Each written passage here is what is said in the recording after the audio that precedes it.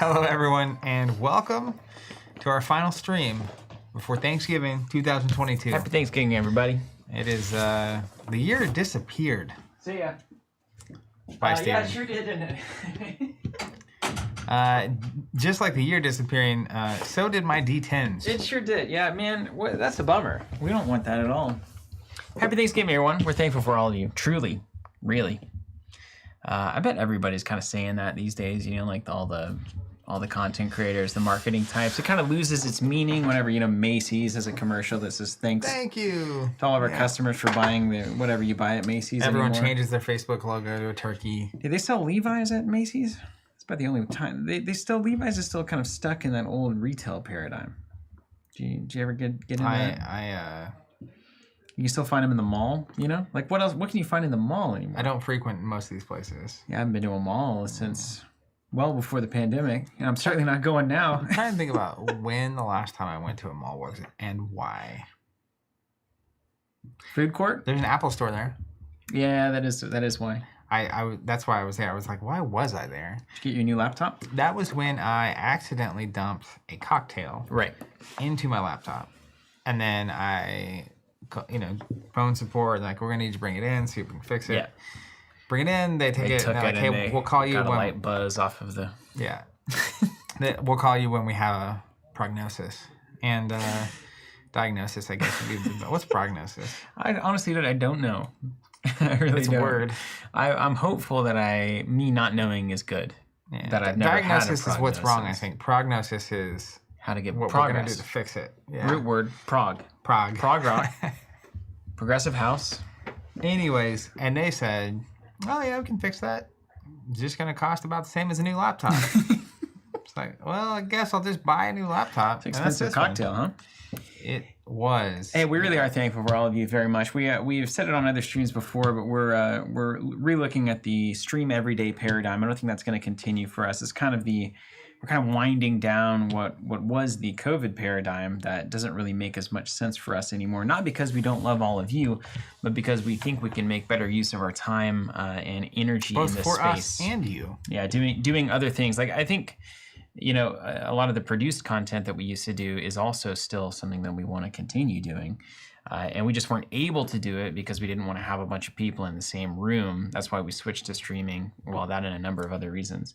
But now that that's no longer the case, and beautiful people like Jonathan and Bryce, who I'm gesturing to and who aren't here, can actually be behind a camera and actually record footage that we can use. This one of those streams where Bryce robot? We got a robot. Bryce. I think him and Rafe are honestly eating hot dogs at the bar next door watching the World Cup right now. Really? Yeah. You didn't hear that as HR. You heard that as a content stream member. HR was sitting here thinking, why are we even here? Let's just cancel the whole thing, get some dogs, and watch some World Cup? World Cup. Rafe was explaining kind this of morning. A thing, yeah, it's kind of a big deal. I was at Rafe, who oftentimes on Wednesdays is seen delivering drinks to us. I was asking questions about the World Cup, how it works. Interesting deal, tournament man. series. It's a whole vibe. Saudi Arabia beat Argentina, I think, huge upset. And they declared a national holiday the next day. It's a big deal. No, Saudi Arabia. Okay. They came in like 51st. Where did I get Argentina? Did I read this one? No, I said that. Okay. Saudi Arabia, I think it was v Argentina. Like, they were just going to get skunked, and then suddenly there was an upset. And it's such a big deal that they declared a national holiday the next day. Right? I will say my overall interest in football went way up because of Ted Lasso. Oh, yeah. Right on. One of the greatest shows ever. Yeah. Not that it's really even... It is about football, but not... But it is. But I've seen all of Ted Lasso. I don't know how the World Cup works. Yeah. I know how the Premier League works. And you at least understand how to, the ball goes in the goal and stuff. I mean, I always kind of got that. Yeah, but it's good to have... a lot of running. Good to have a point of reference. But anyways, hope Rafe and Bryce, if you're out there, hope you're enjoying the hot dogs and the World Cup. Think about it. If we weren't streaming every day, we too could be there. Think about how much more effective. That's why we're going to change it. No, there will still be some streaming going on there for sure. Bryce dog. It's not going to be it. Were you guys eating hot dogs? Watch the World Cup? Be honest. Yes, that's exactly what they were saying. I had a bratwurst. Oh, a brat. In honor of Belgium. Oh, that's very nice. That is that's a fancy hot dog, some would say. Fancy hot dog. The meat's a little bit more exciting in that one. Alex Becker's on to Bryce. He What'd he said say? the true reason the content strategy is changing because He wants to eat hot dogs. well, no, because Bryce is dodging the Bryce cam. Oh, there it is. It's like if we just stop the streams, we can't ever get to Bryce cam. Probably it. That's 100% what We're also going to be streaming. We're not throwing the baby out with the bathwater. We're just looking to do both mediums and a little bit more on the side. Well, So let me tell you, doing anything for 16 plus hours a week is a lot. And if the average work week, like at listening least to how it is here in America, is 40 to 50 hours. 16 to 20. 40 to 50. What is wrong with you? That's not where I'm normal. looking to go. The man. average. Give me what- 30 what- to what do you 40. think 40 to 50. What do you think the average number of hours in an American working week is? I'm gonna go. Yeah, I look. mean it's probably high. I don't know, but is that? I want to work less and achieve more. Is there anywhere in that equation for that? What do you think the average is? Well, you should know because you're in the space. Not here, but in America. But you just know? in America, yeah. You want to say it's like, there's this kind of there's this underlying attitude, this kind of culture in the States of grind and side hustle and get Rise your and get your grind. dollars and sell stuff on Craigslist in your spare time and that kind of thing. 51. I mean, average is only so useful, right? Is that About across there? part time as well though? I don't know. Well, see then. Who Right. knows? It said 34.4 hours. Okay, that's probably including part time. Yeah. Yeah, but like a full-time person. Anyways, let's say it's 40. Yeah. Just for easy math. Back when we were streaming 5 days a week, it was like 20 hours a week of streaming. About half. Yeah. It's hard to do the bigger other things. Anything else. Yeah. And then this is as much as I do enjoy it, takes a certain amount of energy. Yeah. So you get done and you're just like, I mean, I guess I'm done. But the key point, there wasn't bigger things to be doing than the pandemic. There was pandemic. to It was do. just surviving. And so now And- we're ready to thrive. Maybe as importantly too is a lot of other people were stuck at home during the pandemic. Yeah. And not able to go do the normal hang out, play games, hang out with friends, whatever you're doing the rest of your life. So there was a stronger need for it as Totally. Higher value, some would say. asking now when people are back to normal. Coming back to ambience we're going to be doing? No, haven't. I'm not going to commit to it yet. Okay. But I'm going to say there is still going to be some streaming. There's going to be plenty of content and plenty of connection points for everybody. But and changes, all of you. which we changes in the love. wind. You know what I mean? Speaking of, let's talk about SoulForge Fusion. Ba, ba, ba, ba. So here's something that's very cool that's happening. I don't want to use the word cool. People in this space use cool way too much. Okay. Something That's worth your that- attention. That is a hill you can die on. Something notable that's happening that we'd like to tease a little bit today. Ooh. It's not officially announced yet. You know, I like a good tease. I do know that about you. February 4th, mark your calendars. Hang on. Let me get the video. Oh man, if there was ever a time for the Bryce cam, this is it. Man, He's brought ready. Me trying to. I thought he was bratwurst. Yeah. You're the bratwurst. There's your YouTube short. February 4th, mark your calendars. This here, February, 2023. in the year of our Lord 2023. SoulForge Fusion partner event between Covenant and Stoneblade Entertainment is happening here in Tulsa, Oklahoma. There's a fusion. There's a Covenant fusion meets happening, yeah. Stoneblade and creates a event. Creates an event. Yes, it is going to be a notable event. There are a number of beautiful things that will be distributed to participants at this event. And it will have the vibe that you've come to expect from the stream, which means not crazy, So is this compete. like, $10,000 on the line, tournament intensity, or is this That's exactly what I'm talking about, yes. That's Yeah, what it's I would actually expect. $100,000. We've got the big check Is it- already. Yeah, okay.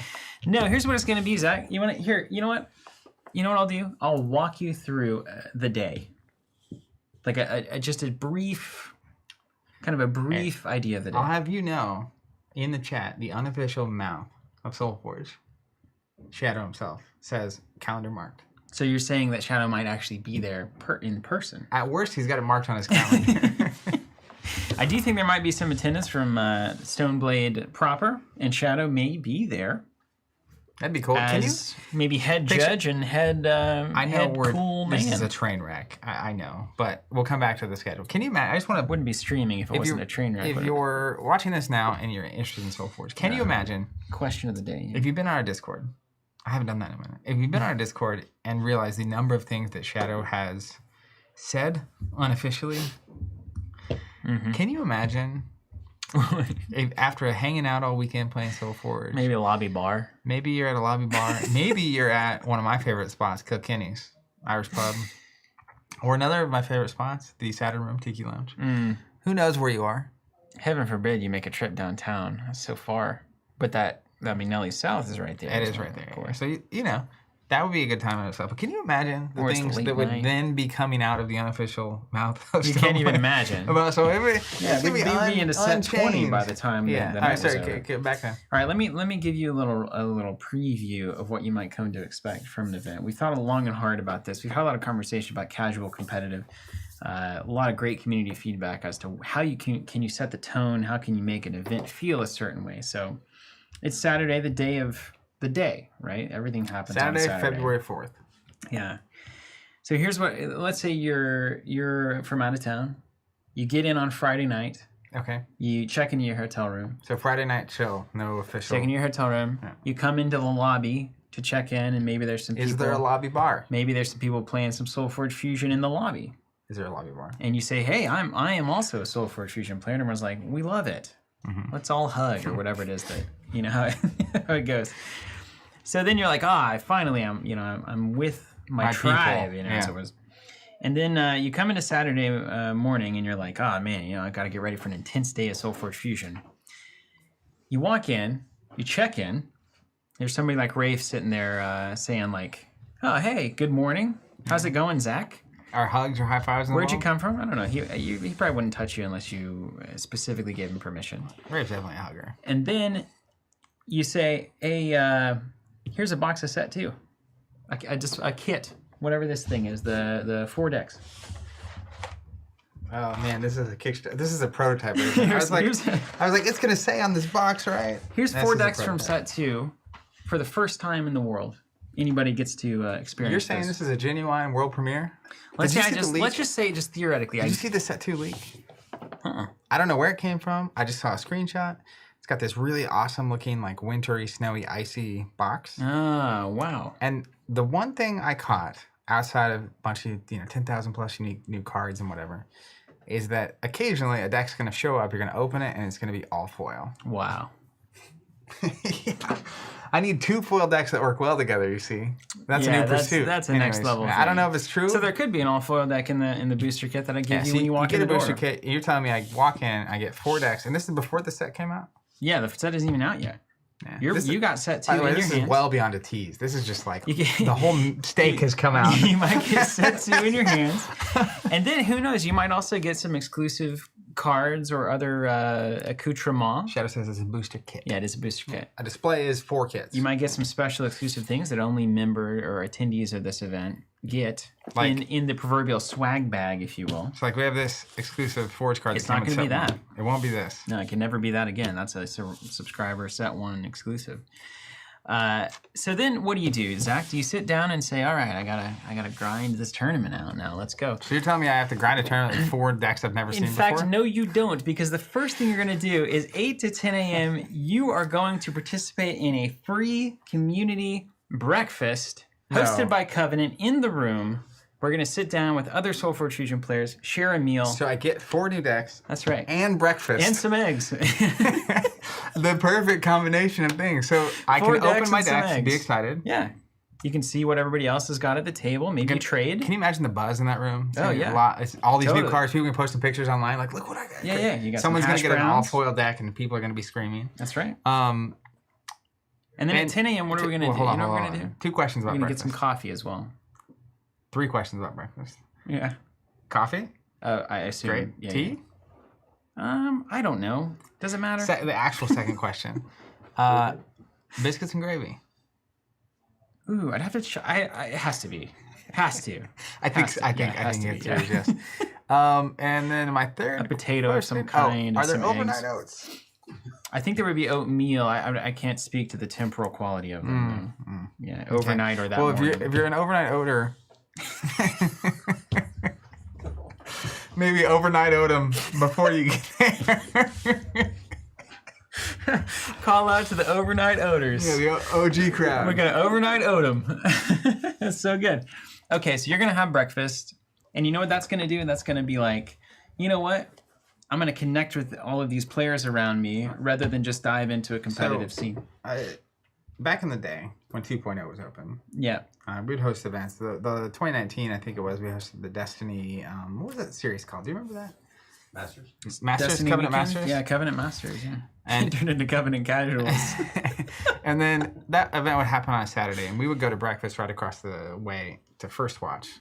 And I will say, like, breaking bread with people before was it really awesome. Like, that, tonally, it was just like totally different weekend when you get to meet people first. That's right. Hang out, have breakfast, and then what happens? And then at 10 a.m., you're going to sit down at a table. Let's just say theoretically this might be the case. You might sit down at a table in the convention room, and everybody's going to sit down, and then you know what's going to happen? Another booster kit of set 2 is going to be placed in front of you, sealed. This is just insane. What's happening? And you're going to open that booster kit, choose 2 decks to fuse, and play a tournament 3 rounds. And you can fuse them up however you want every round. Those 4 decks. That's right. Those 4 decks you've got. So 3 rounds. Yep. Is that it? Do we go to the bar after that? Then you're going to go to lunch. Excellent. And or at that, this is my kind of event, at honestly. that point, here's what's going to happen. You're going to have 8 decks of set 2. All right, you feel me on this? 8 decks of set 2. All right. Now, during this breakfast event period, lunch, can I trade those That's decks? the key thing, because we've got a constructed event coming up in the afternoon. So if you want to buy decks, if you want to sell decks, if you want to trade decks to try to find your perfect pair in that room, remember this is the only place set 2 decks That lunch exist. is going to be a scrambler. Talk about scrambled eggs. This is the scrambler My lunch. plan is to go hard on breakfast, so I don't have to go anywhere for lunch. Oh, there it is. Or maybe I'll put some sausages in my pocket. And or the something. breakfast, is it a buffet?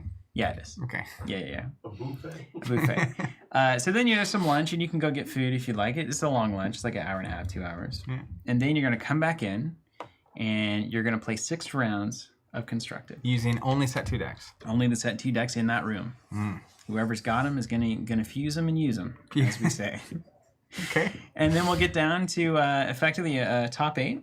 And then those top 8 people are free to play the rest of that tournament out. We're going to end kind of the official thing there. We'll get the best 8 players. Those 8 players are going to get their choice of exclusive playmat. Apparently there's some absolute heaters that are going to be there. All the rest of the playmats and everything else that Stoneblade is bringing is going to be given out at random through a raffle system, whereby every win that you accrue throughout the day is going to get you 1 extra entry into the raffle. Okay. But everybody starts with 1. All right. So if you lose every single game, you still have a shot at getting any number of prizes that are given out on the day. And for every game that you win, you get a slightly higher chance of getting the end of the. And there's going to be prize. plenty of things being drawn out. I believe there's a lot of support coming in for the event. And then also, we're going to do our best to do 2 things. We're going to be recording, just players and community stuff throughout the day. We're going to be putting together like a, SoulForge Fusion kind of wrap-up of how the event went and do a little documentary and style. And then we're also planning to record the final match, the heater, and actually do a gameplay, commentary, etc. Going back later. to produce. Yeah. Gameplay, overlay, commentary, back in the booth. That's right. We used to do that a lot for some old games. And we're going to chat it out, and we'll have a high-end example of SoulForge Fusion gameplay at its finest, so that can be used as we market the game as a community to show people kind of what this looks like at the highest level. And of course, like the vast majority of people are probably like me in that played card games, but I mean, this is going to be semi-sealed, set 2, new set. It's a proper pre-release. Majority of people there there's not like huge stakes. Yeah. The vast majority of people there aren't going to win. Yeah. And even starting with breakfast, the vibe is very much like a come enjoy this experience and lean into it however that makes sense to you. And then I assume there'll be a lot of people just hanging out playing for a long time and going out and all that kind of stuff. And that's the key is after, it's about 8 p.m. probably, after this is all said and done, we've got the room until about midnight. So there's a lobby bar there. There's set 2 floating around. There's set 1 floating around. So have at it. And then if you want to continue that through to the lobby, to hotel rooms, you know how it goes. If you want to really have an awful flight home on Sunday morning, that is within your rights. You can do that however you want. 2 things. 1, I love his comment from Randy. He said, this sounds amazing. Airplane tickets originally tempered this event for me, but it's now sounding like a must-be there day. Air ticks be cuss word. I need a beeping sound. Well, that's good so far. We've got Randy at least on the line. Randy's in, and next question. Yeah. Are you going to be there? Yes. No, I'll be there. It's a sealed event, baby. Yes, I love sealed. Breakfast and sealed, yeah. I mean, even on play constructed. Yeah. I might just stand around. Eat some bacon and then use them and fuse them or lose them. Fuse them and then just hang out. Yeah. I might hit the bar at about noon. If Terrence is there, who knows? Yeah, the bar will hit you. That's right. If I know anything. Yeah, it'll be a really good time. So tickets honestly, on Tuesday. That was my next question. How do I sign up? Tickets on sale on Tuesday. You won't miss it. I mean, it'll be all over our Discord and we'll email social our subscribers. channels. Email the SoulForge people. I will say there are a few things. 1, huge shout out to Stoneblade for working with us on this event. We've been working on it for a minute, and getting people together in person again is so awesome. And there may well be a story element attached to this thing too. You just quit adding. I need no more beef. I'm gonna get too excited. We're months away. But honestly, shout out to them for working with us on this. I'm very excited, and to everyone who makes the effort to come. I think it's gonna be an incredible weekend in general and for the game. Very Should be a good time. It. We do have an airport in Tulsa, so Tulsa International.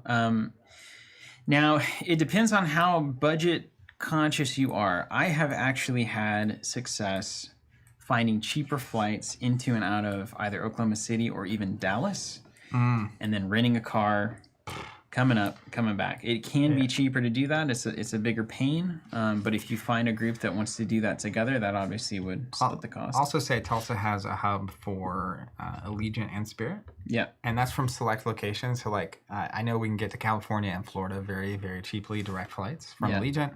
And New Orleans as well. Different places. Denver, I think, has one.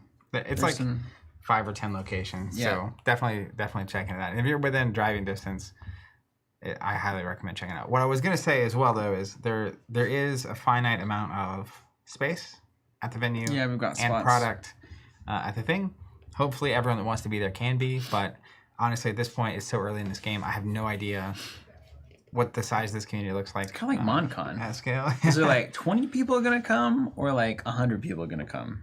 We will see. Or like 200 people are going to try to come and then they wouldn't all be in. there. Yeah. That is not feasible. Pull a YouTube clip. Okay. Can you give me a 1-minute rundown? 1 minute rundown of the thing? What, am I holding this? That's the timer for you. Where do you have the camera? Oh, am I doing it on that? YouTube clip. Yeah. Okay. 1 minute rundown of the event. Hold on. I want to know from the audience. What's your Cliff's notes? What's the most compelling things about this event that you heard me say? So that I can get it into the 1 minute clip. What do you think? Breakfast? Probably somewhere between biscuits and gravy and oatmeal. Listen, come to Tulsa, have some hotel biscuits and gravy, and if those aren't good, then Sunday morning I might go somewhere with good biscuits and gravy and just be like, hey, this is where I'm going, just so everyone... I introduced a couple people in my fab travels in the past year to biscuits and gravy. Yeah. Because they would travel like Dallas. What is wrong with these people? Well, they're from the East Coast or Canada. Oh, that's what's wrong. It's like we have poutine. It's like, but you put gravy on a biscuit, and they're like, yeah, and then they think it's brown gravy. French fries, sure, but also not biscuits. If you're in the Northeast, do not order biscuits and gravy from McDonald's, because in the Northeast they will literally give you brown gravy and look at you weird. Nobody wants brown gravy. How about 30 seconds? Is 30 seconds enough? Sure. Is that okay? Yeah.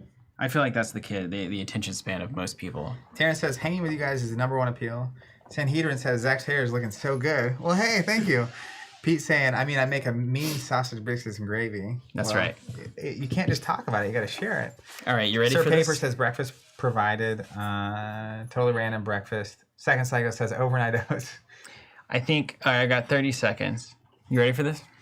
Tanner says, I haven't even played my PNP of SoulForge Fusion, and I'm vaguely interested.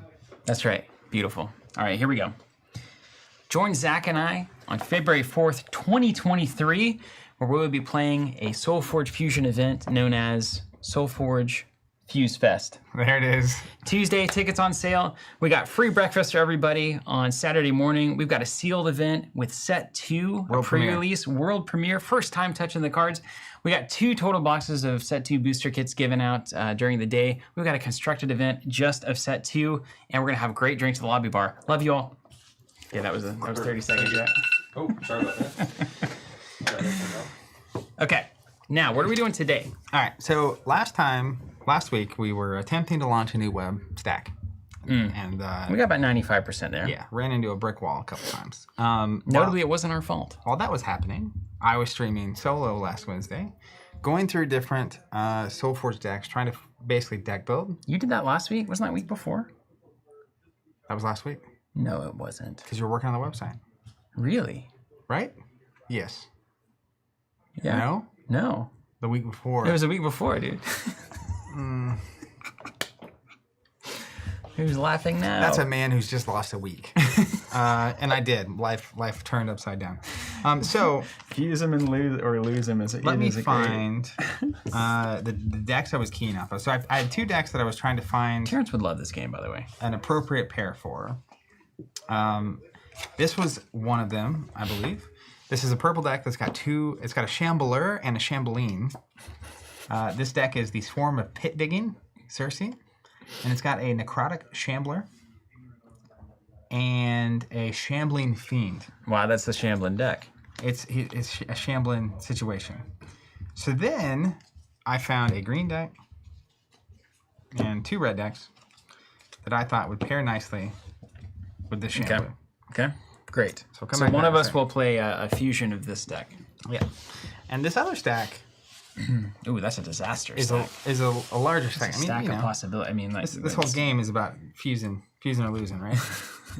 We got to put that on a T-shirt. Fuse 'em or lose 'em. Fuse or lose 'em. Maybe dog. we should have a T-shirt for sale at the event that just says "Fuse 'em or lose 'em." So like, SoulForge Fuse Fest on the back, yeah, 2023. fuse or lose 'em. My wife has an ongoing joke through my gaming excursions, all my fab events, everything. Yeah. Where she'll think of something clever to say that she would put on a T-shirt. Yeah. And after about a year of it, I was like, we just need to start writing these on a note on my phone. Did you do it? Yeah, we started writing them. But like, she jokingly is talking about starting a T-shirt business. She's not going to, I don't think. This is a great time to start. Fuse 'em or lose 'em. Yeah, fuse them or lose them. And I said, I'll wear random shirts on the stream. That would be funny.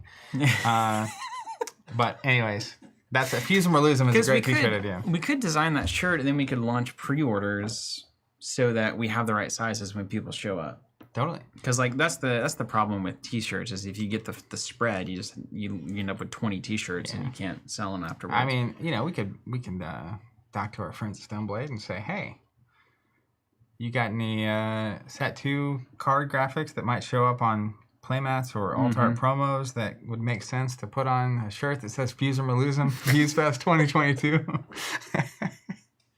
I like where this is going. Yeah. It's a good idea space. It's a continual pursuit of trying to recreate the magic of MonCon. It is actually. Which was like 30 to 40 people came to Tulsa. We were so young. We had no idea. We were so ignorant of what was possible that it allowed us to do things we shouldn't have been doing. And what was practical. Yeah. Surely. Like, it was a weekend-long event. And one of the things that sticks out to me, 2 things really. One is... Rip my shirt off. Sunday, you did. Sunday morning, we had a 7 a.m.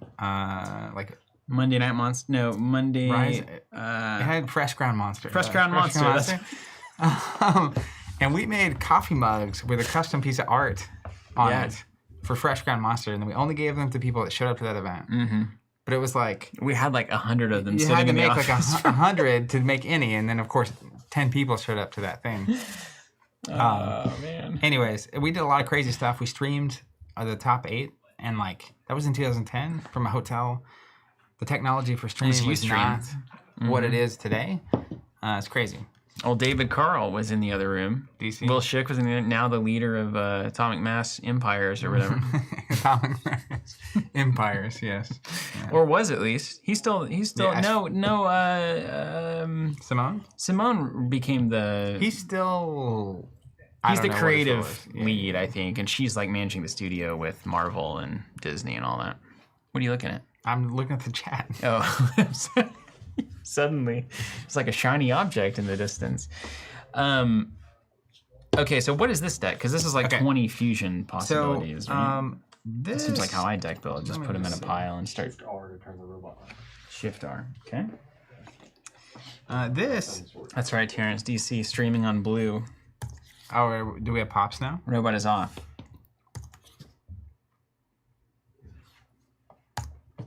Robot is on. This is the Troll Graft class. And I didn't realize, I was looking through all my Kickstarter decks. I actually have an Omni in my Kickstarter decks. What's an Omni? An Omni, like the card here is Hardened Omni. It's got the red dot, which means it's a legendary. Oh. Which is not very common. Cool. If that makes sense. Yeah. But it's an armor deck. Yeah, this is really, I'll tell you what made this appeal to me. What's Stone Skin do? So, side note, let me find it. Because the Hardened Omni says when you play Stone Skin, ready it. Stone Skin is give one of your... Oh, that card's so good. Yeah. But this deck also has a few other things. It has a Blizzard Shaman, which is a mage. It has a Storm Collar, which is also a mage. Yeah. It's also got... Dude, this deck is cool. It's like a well-rounded adventuring party. Check this out, though. It's got the Fire Fist Uranti, which is a Yeti mage. That's what took it over the top for me. We also get the Undead. You have a strange affinity for Yetis. Yeah. Have you identified that? It's got the Undead. It's got the Uranti Heart Seeker. It's got Yetis and mages. And your Hardened Omni's a mage, too. I didn't see that. Yeah. That's crazy. So lots of mages, lots of Yetis. So there were a lot of decks that would potentially pair with this one that I liked. Which is why this deck here is so gigantic. But it's nice because you can literally This deck is awesome. Yeah, I know. What is this? This deck is incredible. Yeah. And I also really love this Korok. His level 2 ability is Lightning Speed. Give all your creatures +2 and aggressive. It's perfect. So it's a really good deck. Yeah, and like Stone Skin, give him +2, let him battle. I mean, it writes itself. How can you lose with this? Yeah. Another card that I was keen off of here was Firestorm, which is deal 4 damage to all creatures. So the Blizzard Shaman has the activate, deal 2 damage to all creatures. And then this is also another AoE. And the Omni giving you 3 armor is nice to protect something that's vulnerable. Yep. So also in the pairs with these decks, I was looking at stuff that can give all your creatures armor, as an example, because if you can give them all armor and then you drop like a Firestorm. Yeah. That'd be sick. Hey, I got a question here, though, from Donald Kelly. First, how do you buy into SoulForge Fusion? Is it 1 deck, 1 hero per pack model like Keyforge, and then you just need 2 per player? Donald, it's even simpler. It's even better, some would say. There is a thing called a booster kit that has 4 decks inside of it. Each of those decks is a different color, which represents a different faction. It's going to be green, blue, red, purple. Those colors do things in the game that you would expect. Purple is creepy, blue is awesome, green is creatures, and red is degenerate. Basically. Red is aggressive. Red is aggressive, fireballs, direct damage, that kind of thing. Green is like health gain, defense, armor, forest stuff. Healing. Blue is 1 part robot, 1 part scientist, 1 part... So it's like free actions, movement, card draw, they have the gizmos, the upgrades, that kind of stuff. Purple's life drain, life steal, undead zombies, play stuff, etc. What you do with that booster kit is you have your 4 decks, you can fuse any 2 of them together, and that makes your SoulForge Fusion deck, constructed deck, and then you play with it, and that's it. So all you need to do is get a booster kit. We have them on our website right now, and they're all totally unique. There's no real starter set needed. We would suggest getting some D10s. I think are helpful in tracking health and attack, which we have actually lost ours. I'm going to bet they're at my house. We, of course, is a I was reorganizing my office. There's a lot of stuff in there that we have to of keep around for streaming purposes. we didn't necessarily lose them, but we certainly benefited both from them. From having them. So I will take 50% of the loss as well. Dysphoria is saying, slap that on the box. Perfect marketing. Yeah, there you go. All right. Heard it here first. So I can choose my favorite deck to pair with this and play you. yeah. Or you can play the Undead, but I feel like the Undead is not your speed. I could get into it. I'll play the Shamblers. These are literally probably the two of the decks I found. These were the two I was most excited about. All right, why don't I don't care either way. Why don't you give me the Shamblers then? The You get to Shamblers? play red. All right. Wow. Are you David Blaine over here? Here's your core deck, and we will sleeve appropriately, so you can I want the green one. cruise through here. Yeah. Okay. Let's see. You I'm wanna look at that and see I'm what's a simple what's going player. on? I like the colors. So really. with this deck, because you have a side note, just to spell this out real quick. Now that the card pops are happening. So we have the Shambling Fiend. Oh, whoa, that thing's cool. When it's destroyed, give one of your creatures +2/+2. When one of your creatures is destroyed, deal a damage to a player. You gain 1 life. That's why how? I don't understand how good that is. We also have the Necrotic Shambler. When one of your creatures is destroyed, deal damage to a player, you gain a life. When this is destroyed, you may play a mindless zombie minion in this lane. So these trigger like when you have stuff getting destroyed. So I was looking for ways to sacrifice my own creatures, and then ways to get a lot of creatures that I want to sacrifice, right? Of course you were. So green works out because you have stuff like that top card, Summoning Council. Play 2 wisps. So you just get 2 creatures. Combat Druid. Play a wisp. Vine Lash. One of your creatures battles an enemy. Hibernating. One of your creatures battles its opposing creature. Replace an enemy with a wisp. If you gain life this turn, it's free. This is yeah. Yes. And these both gain you life, right? This is so if you gain crazy. life, it's free. We're into constructed now. This is he just flips the table. This is how good decks look, I guess. Impressive. Yeah. Okay. Yeah. Shadow, can you remind me of which deck? He had a deck that he was like, it's going to be so good with this red deck. You just don't understand how good it's going to be. Do you remember which one that was? Was it this green one? Congratulations, we've received 100 messages today. Busy day. That's good. It must have been your... Which one of these heroes would you take?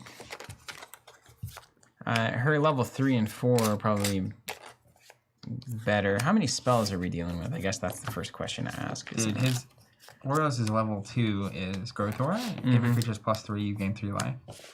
That's interesting. Dark Forge Drain, give a creature +2/+2 for each spell on your banish pile. That's a game ender. Let me see how many spells I even have to proc that one thing. I like Aurora's better personally, but 2, 3, 4, 5, 6, 7, 8. Yeah. That's enough spells. About half. Shadow saying it was the one green Forgeborn that bumped all your menfolk. A mantis to help you do it more than once. Also, Jake, are you out there? I was talking to you on Twitter this morning. If you are, give me a shout. The boss? The boss, yeah.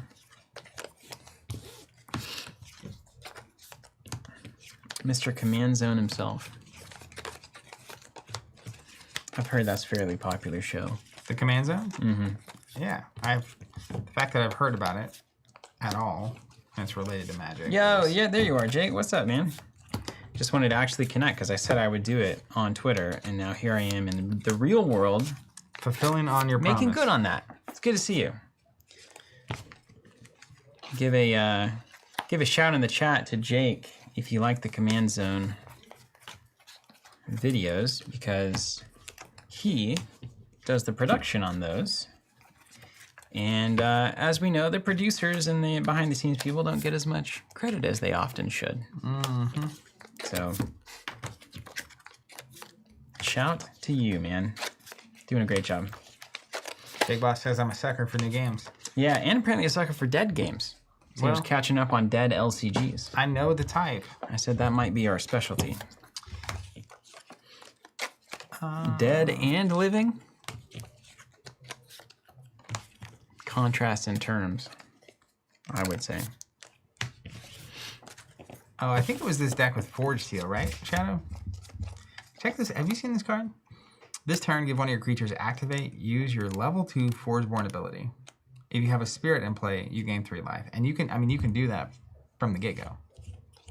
I remember that being insane. Like, and incredibly then the level good. 2 is activate, use your level 3 Forgeborn ability. Mm-hmm. And then the level 3 is activate, use your level 4 Forgeborn ability. Yeah, perfect. Jake's saying Star Wars LCG was my main game. Did you know that? I had no idea that was his main game. That's Zach's baby. Truly baby. Truly baby. At some point, I will understand that game. That's just not true. I was gonna say. I mean, it's just if it hasn't happened already, I don't know. It won't happen. It won't happen.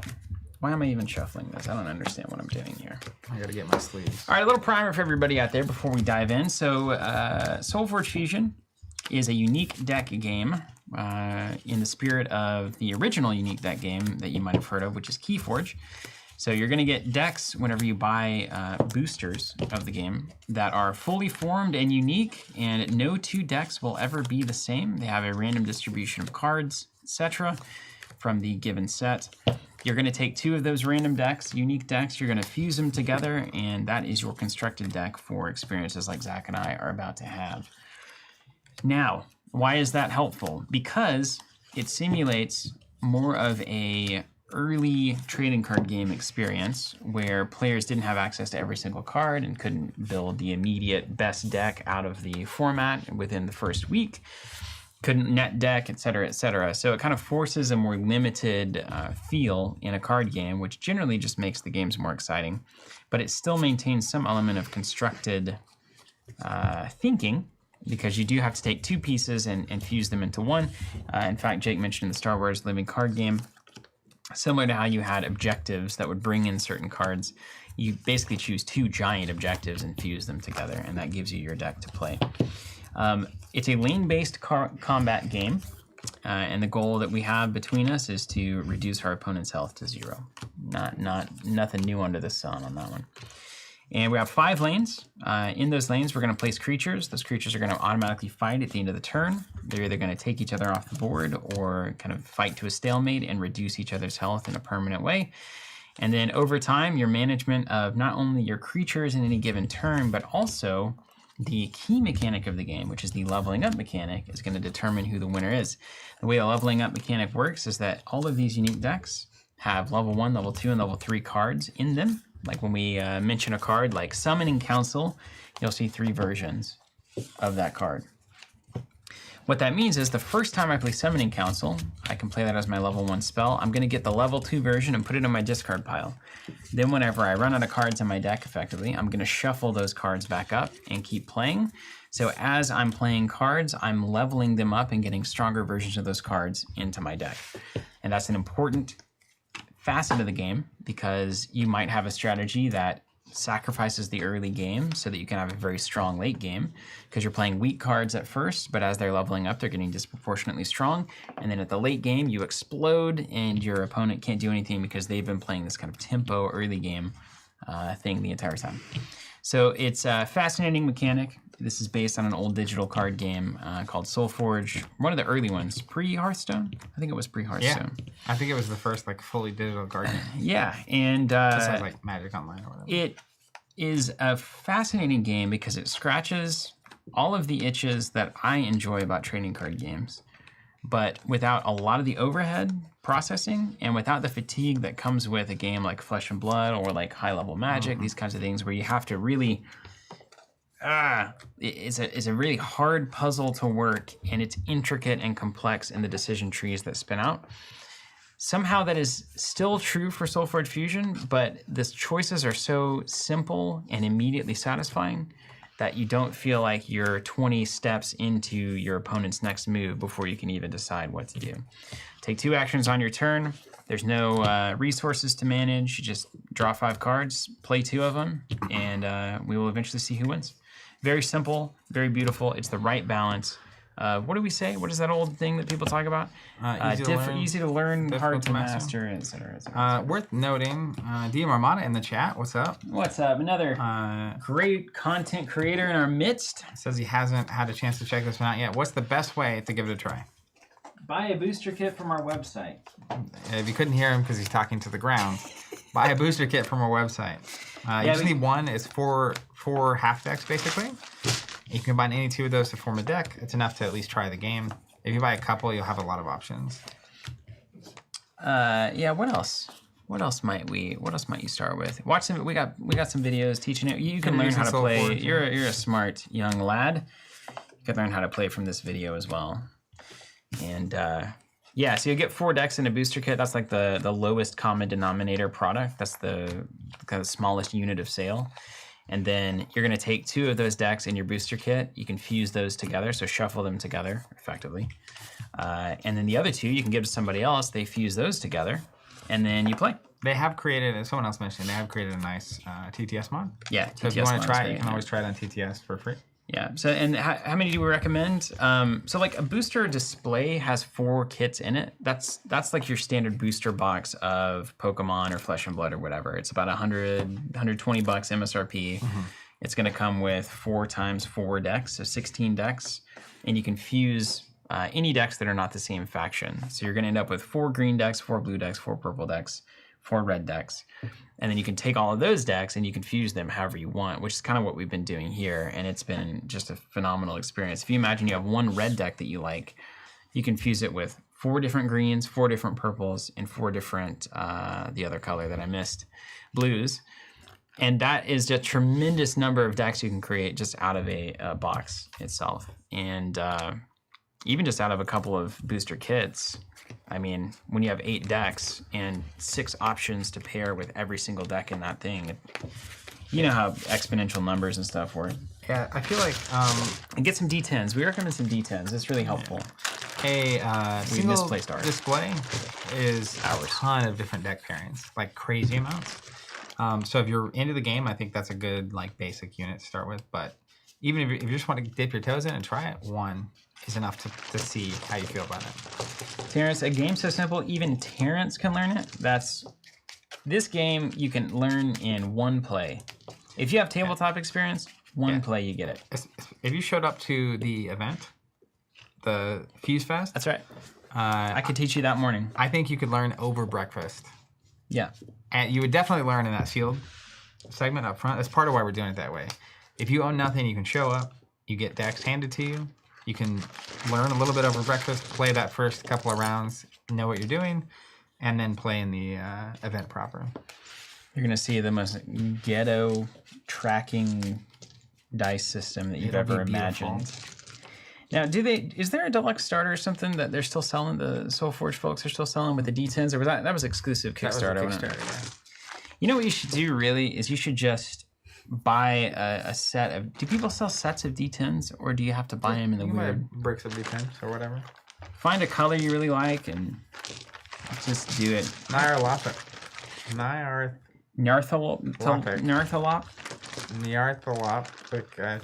Says, how long would it take to learn if you're able to figure out how to play Doomtown?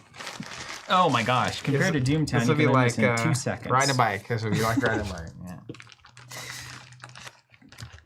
Playing Doomtown is basically like me trying to find the mineral rights to my land. Yeah, good luck. It's like some old man knows the way. JK Lion saying you can buy sets of D10s. I actually just bought 2 sets of 10 metal ones. That's the vibe right there. That's the way to do it. Yeah. I'm gonna get me some nice fire lava inspired D10s. But then you only have to play red decks. Red goes good with everything. To keep it in theme. Van says, any big plans for Turkey Day? I'm making 2 dressings. I'm going to do a cornbread and a standard bread. And you know what? I made the cornbreads and the bread loaves myself on Monday, and I'm letting them dry out. How's your wine? My Persimmon wine is going great, dude. Here's what I did. I made my must. You truly are a fascinating character. Also, that's not even just me being nice. That's real. Looking at me as an animal in a cage. I appreciate you saying that. I try to be complex but not complicated, remember? I took persimmons from property. They have yeast on the outside naturally. I put them all in a bucket, about 3 pounds of them, mashed them up, removed the seeds. It was a nice old-timey thing to do. Essentially sat on the porch, even though we don't really have one. Not yet. And then does your planned house have a porch? Yeah, okay. Tons, nothing but porch. And then I added One big water porch. and sugar. Just a slab of concrete. Stirred that up, and then I let that go open air ferment for 7 days with a tea towel on top of it. It just so like living bugs its don't life. get in or something? Yeah, bugs don't get in. The hope is that the natural yeast outcompetes any bacteria that's trying to enter. And you'll generally know if that's happened by the smell of it. And it still smelled great whenever I racked it, which was basically taking that must and separating it out of the solids and putting it into a carboy with an airlock on top, so that as it's continuing to ferment, the CO2 goes out, but the oxygen doesn't come in. It'll do that for like 2 to 4 months. But what I noticed, one of the problems with natural yeast out there in nature, just on the fruit like it is, you don't know how long it's going to last until it dies from its own alcohol conversion. Like most natural yeasts are going to die at like 7 to 9%, whereas your like cultivated wine yeasts that have been cultivated over a long period of time go up to like 12 to 14%. So I went ahead and made the call. Yeah. I fermented on natural yeast. So when it stops this process, you're saying it's 12 to 14%. Yeah. ABV. Well, so with the natural, you just don't know. You can measure but like it. I just it's didn't. somewhere between usually 7 and 14. It's between 7 and 14. Whenever so I left it in the natural yeast. I let it bubble. It was bubbling about 30 seconds. It would hit a bubble every 30 seconds. And I was like, that's pretty slow fermentation. So I was thinking that at that point. So every 30 seconds you go, Yep. And that's, so I was like, I'm not convinced that's getting up to like 12%, like a good wine level. Mm-hmm. And shelf stability also matters, because like the lower the alcohol, the higher the percentage that bacteria or something can actually get a hold. So I went ahead and dropped some champagne yeast in it, which I know goes up to about 14%. It's cultivated to do that. And then put it back in the carboy. Basically just opened it up, dropped the yeast in, put it back in. I'm getting a bubble every about 12 seconds. So there was still clearly a ton of sugar that could get eaten in the mix. I was worried too it'd be way too sweet, because just like it didn't digest all the sugar. So there it goes, and I'm just watching it. And Have you tried it yet? No, I'm gonna put happen? it in I'll put it in like a cellar for probably 2 to 4 months, and then I can either bottle it at that point or I can drink it on the spot. Do you have a cellar? No, I was thinking about putting it in Jonathan's storm cellar, but we got to worry about the mice. Because like drunk mice. It's a rubber stopper, and you know sometimes mice will chew on rubber stuff. So I don't want them chewing on my wine stopper, right? That would be a disaster. You gotta find someone with a cellar. Yeah, and like under the house, which I considered is super humid, like the crawl space is like at 85-90% humidity, and like I just don't feel like that's healthy for Don't a want wine some sweaty aging. wine? I think you want it like cellar, like cave style, you know? All I was saying, as a mead maker, I'm so excited to hear about this. Yeah, oh, I don't. Absolutely. Jake Outline says this is fascinating. Yeah. And he also recommends getting a barn cat. Yeah. Well, not my property, you know. I like it's Jonathan's this. property. I like this. It is your prop. Well, it's Jonathan's. It'd be his storm cellar, not mine. Oh, yeah. Jake's saying we have a Doomtown tournament player here at the office, and he keeps trying to teach people various failure rates. Yeah, I mean, if you can figure it out, it's awesome. Well, that's exciting. So when did you say you're going to be able to taste it? I think we'll know. We'll be able to taste it in the spring, and then we'll make the decision to either... I'll probably only get like maybe 2 bottles if I bottle them. I really love things that you have to wait months for, and it could be a total bust. Yeah, exactly. Yeah, that's the thing I'm trying to... It's like new booster sets for collectible for games. Flesh and Blood, the trading card game. Oh, man. Nyarthlopic says, one of the things I find funniest is one of the videos I learned to play Doomtown with was Team Covenant. We did do a teaching. There was a moment where I knew how to play. Yeah. Tim knew how to play more than anybody. Yeah. We probably need to zoom out, don't we? What do you think? How many lanes can we get in here? I think we're fine. Just for you. You get the standard Forge card. I'm going to zoom out. Oh, yeah, I don't have the fancy one, do I? I mean, I could go get one, I guess. I think, you know what? I might. Nah, I think I have 2. I just don't know where the other one's at. It's probably with my dice. How is that not in the... Oh, it's the different part of the frame. Got it. Also, as you're zooming out, showing the playmat we use, anyone that ordered the Covenant 303 playmat, those have all shipped. Yeah, thanks, everybody, on that one. That was an odyssey of a project. We did not. We got there. We didn't know. We just didn't know. Got there. And then we learned so much throughout the process of that. Oh, that's gonna drive me crazy. It's not centered. Okay, I'm gonna have to zoom in so I don't see it. Jake Boss saying, once you learn how to boot your cheating dude in Town Square and call out Caleb Crawdad, you never forget. That's right. You gotta boot him or lose him. Van, any special Christmas stream plans? I am so far away from the stream planet at this point. We'll do a holiday stream for sure. All right, we got a beautiful crokinole board in there. We gotta play that crokinole. Swords and Strongholds likes to make an appearance.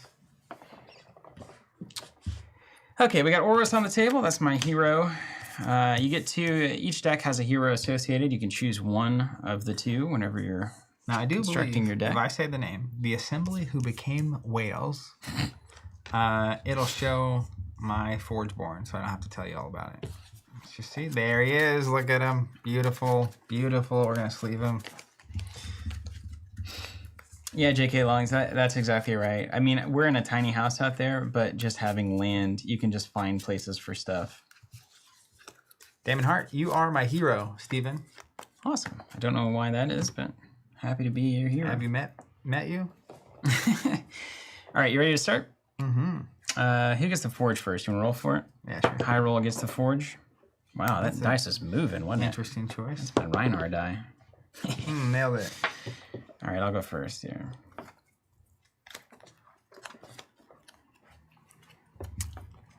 Hey, Alex, why don't you, you keep asking me to go somewhere. Why don't you come into Tulsa for this SoulForge Fusion event? Do a continuing education trip and learn from the Tulsa post office. How to not deliver mail. Okay. I like that. I like that straight line there. Okay, let's see what our hand is. Ooh. Cool, dude. Don't mind me. Ooh, these are all good cards, though.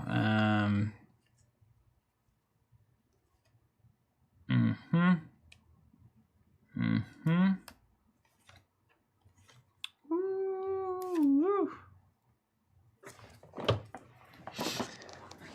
Game's good, man. Game is good. Agreed. All right, I'm going to stick to my lane, but it's got so many good lines. I love this. This is what it's like to play a really good deck, yeah? Yeah. So I can... My process is I don't want to play that. I will not be playing this. Now you're down to just... So you got to play two of those three. I got some easy decisions. Let's go... Let's play a Summoning Council.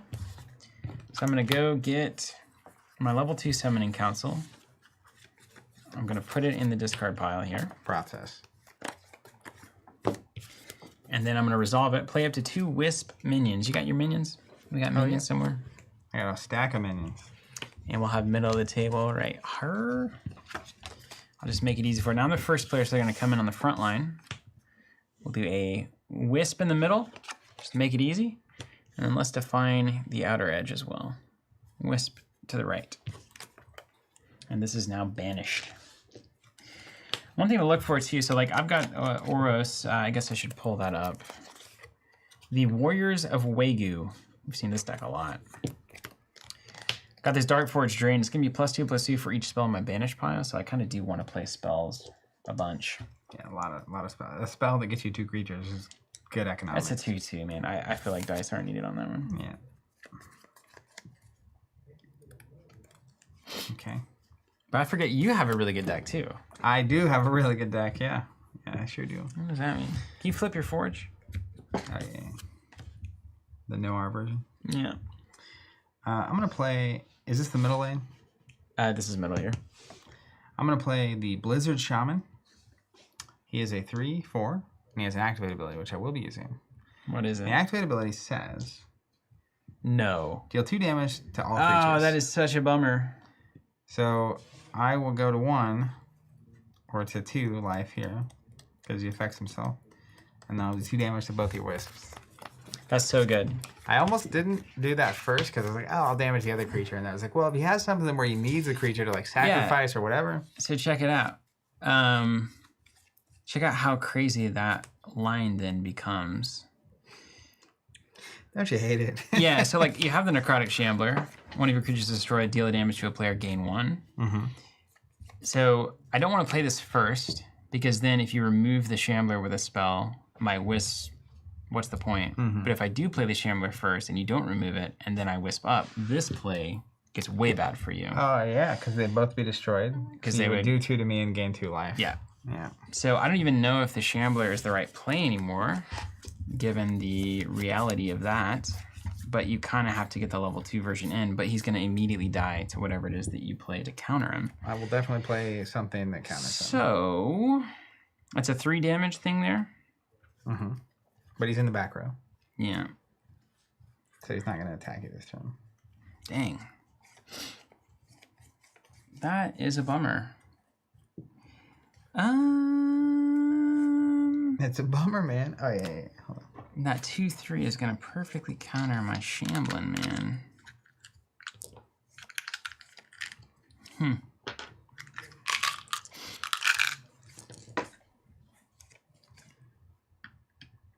Get my health locked in. Yeah, there's unseeable dice. I can read them at least. That's something. These? Yeah. I can do this. This is better. Probably more readable. All right, Mr. Shambles. Shambling man. It's just still just going to be such a bad trade for me. Make you have to deal with him?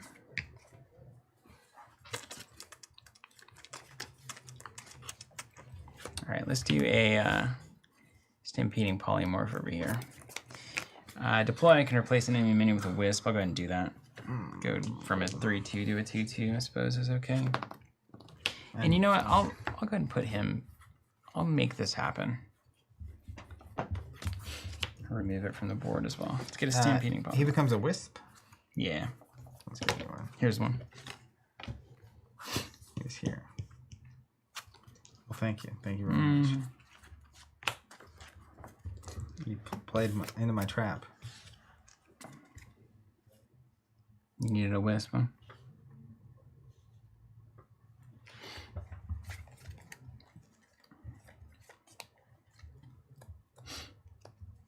Oh, sorry. Does it say enemy minion? Enemy minion. Yeah. So sorry. You gotta. It's not. You're not a minion. You didn't play anything. You're a real person. This guy goes here now.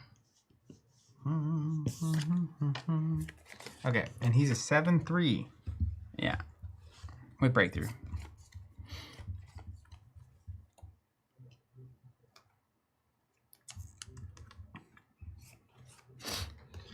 I'm gonna play a Glow Hive Siren.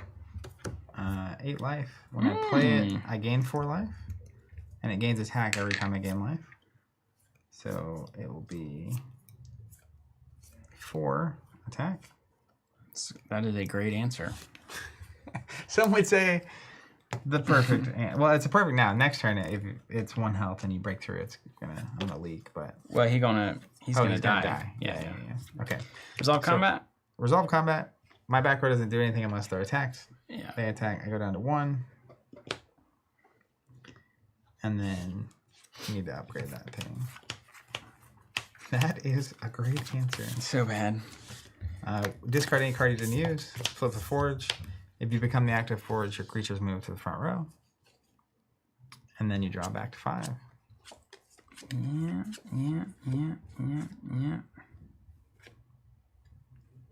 Okay, then you go first. All right.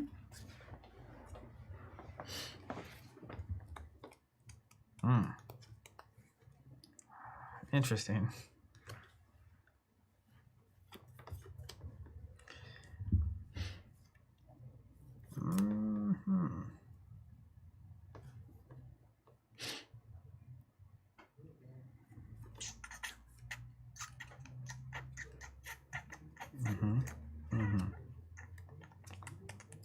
Huh. Well,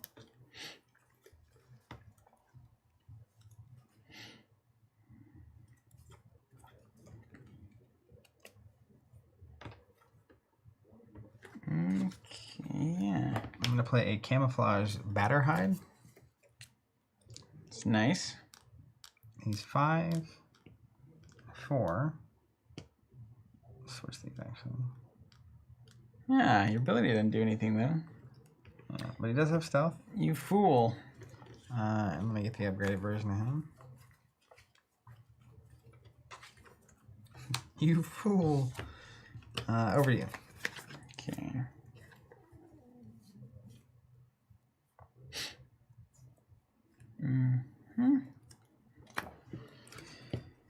Okay. To all creatures. Got it.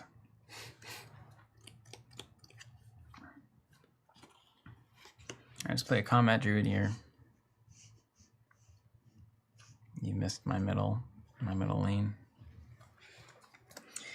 Get the level 2 combat druid there.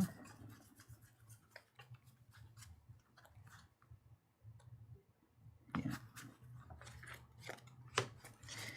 And then deploy a wisp here. Over you.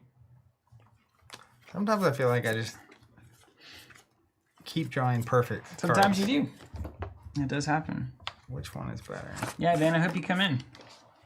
Come on in.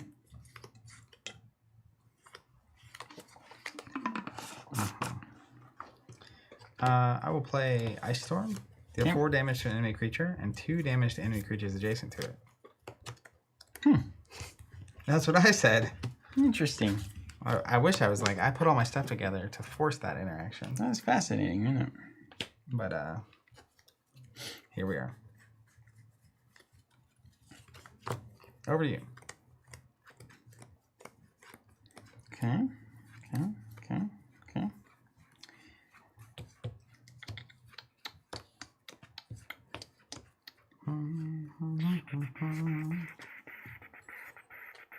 Just numbers in the end, isn't it?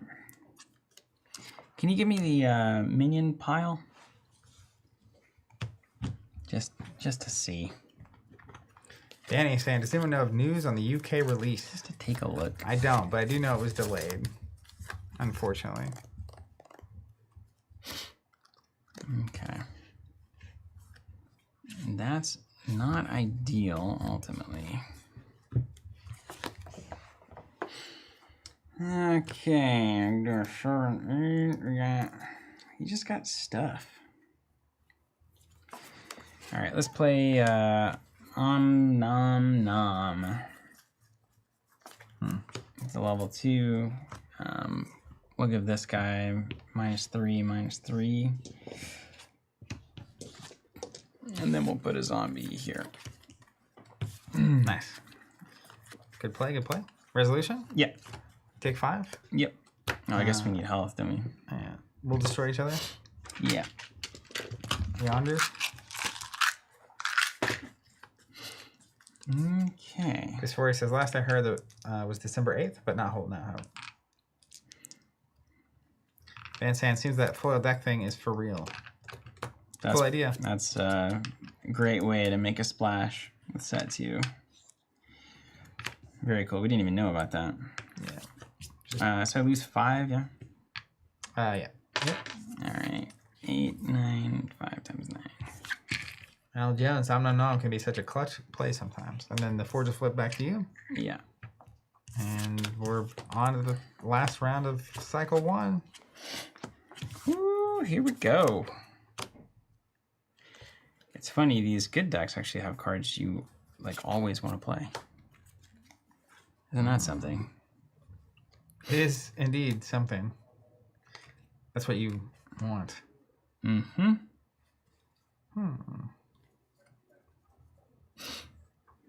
Wow. Okay, dokey. Huh. So these are all things that don't matter. Yeah. Alan Jones, hey guys, love the stuff you do and hi from your longtime commentary and friend in Ohio. Alan Jones, man, Alan. good to see you in the chat. Let's put a hibernating Bartok here in the middle. It's a 2/5. He's gonna get good at the end. Yeah, he's hibernating now, but he's only getting better, buddy. Look at the level 2 version. And he's going to give my next creature +2/+2 that I play. Even if you kill him, which of course you will. I don't know what you're talking about.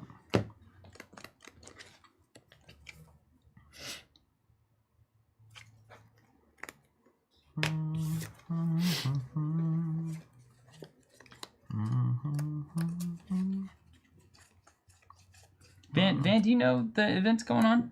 This Fourier wants to make sure. Sometimes Van, I don't know if Van is here at the beginning and then he like leaves. Let's play a Stormcaller. The enemy player chooses to either take 3 damage, or you can let me play a level 1 spell out of my hand for free. But you might not have a level 1 spell. I'm not saying I do. I'll take 3. I'm not saying I don't. Come on. Not even. You can't let me play free. Not even close. Free is an important word in this here game.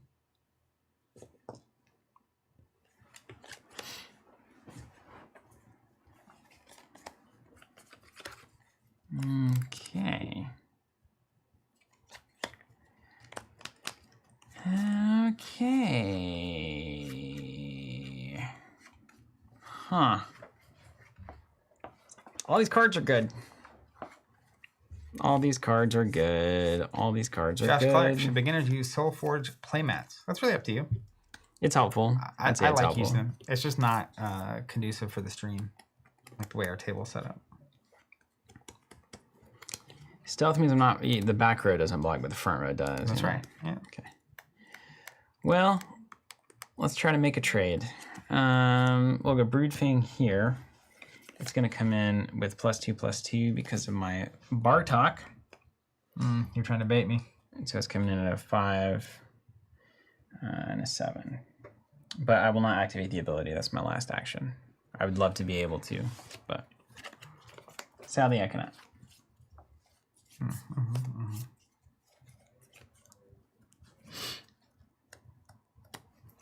Okay.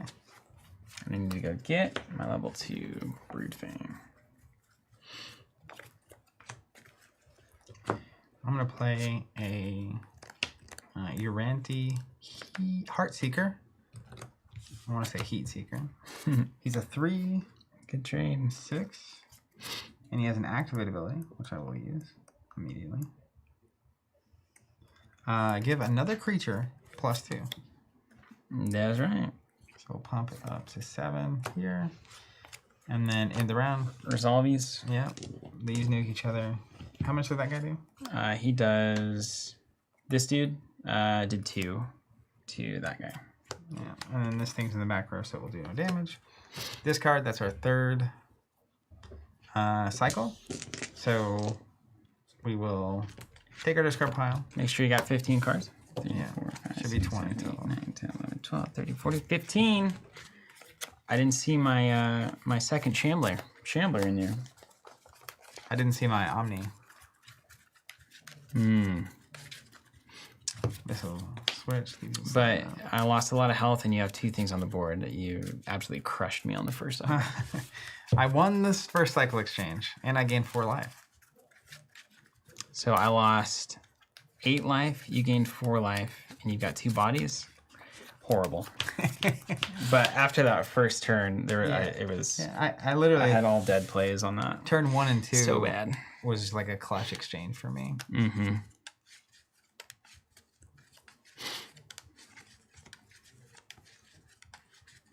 Okay. And I do have the Forge this cycle.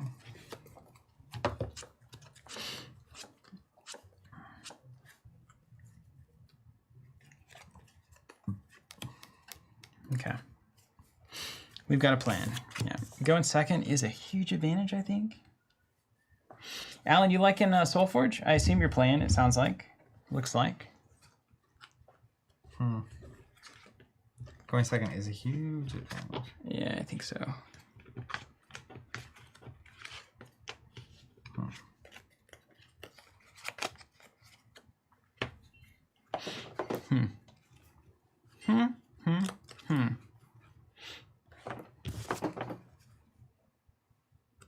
Oh, I can use the activate ability again.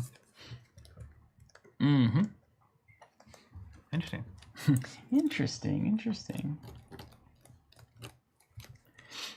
Well.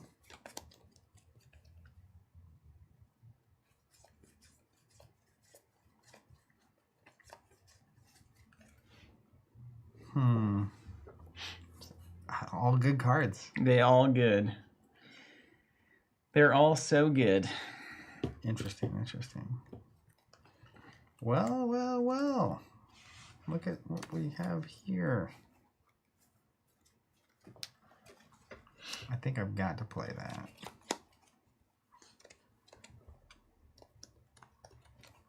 All right.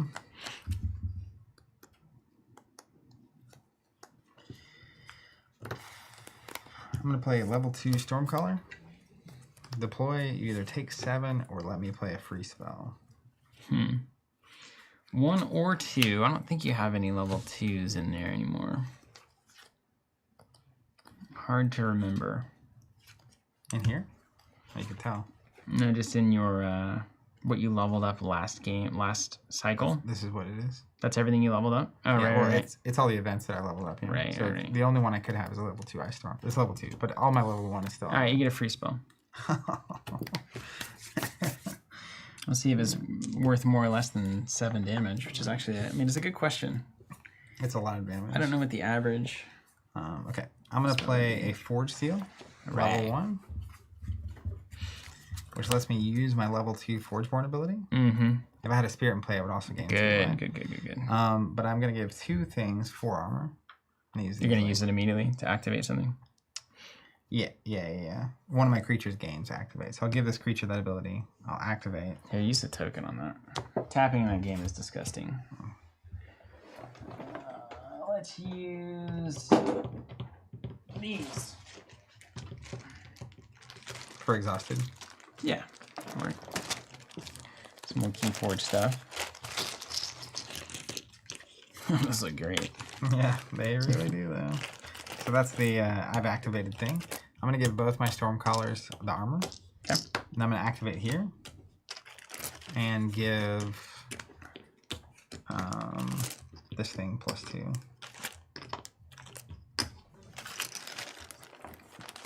Okie dokie. Alan Jones, I'm loving SoulForge. Compared to NASCAR versus the Indy racing, in SoulForge everyone is in stock cars and the emphasis is on driver skill and not the car. Frank saying we also use Ash's Exhaustion to tap SoulForge card. There's a lot of ways this could go wrong. Okay.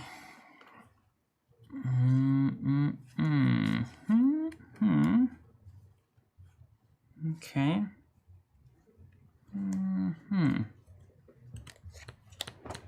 Stormcaller, eh? Love that Stormcaller. Level 3 is crazy. 12 attack and either take 10 or let me play a spell for free.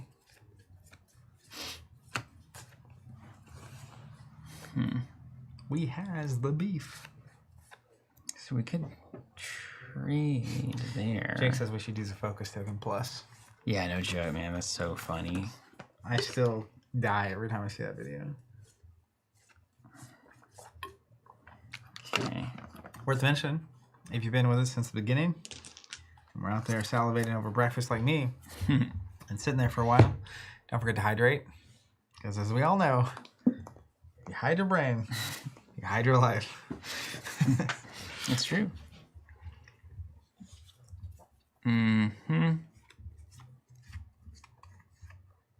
I need this dude alive. Okay, let's play a Summoning Council level 2. Oak Father and a Wisp. Those Oak Fathers. Yeah, so he's legit. Put this guy back here. And this Wisp, I mean, it's almost worth it just to soak that nonsense up. 9 attack over there? Is that 9 health? 9 attack. That's just too much. Give it +2 from this. You've already activated it. All right, let's just keep this guy in control. We'll go get another Summoning Council.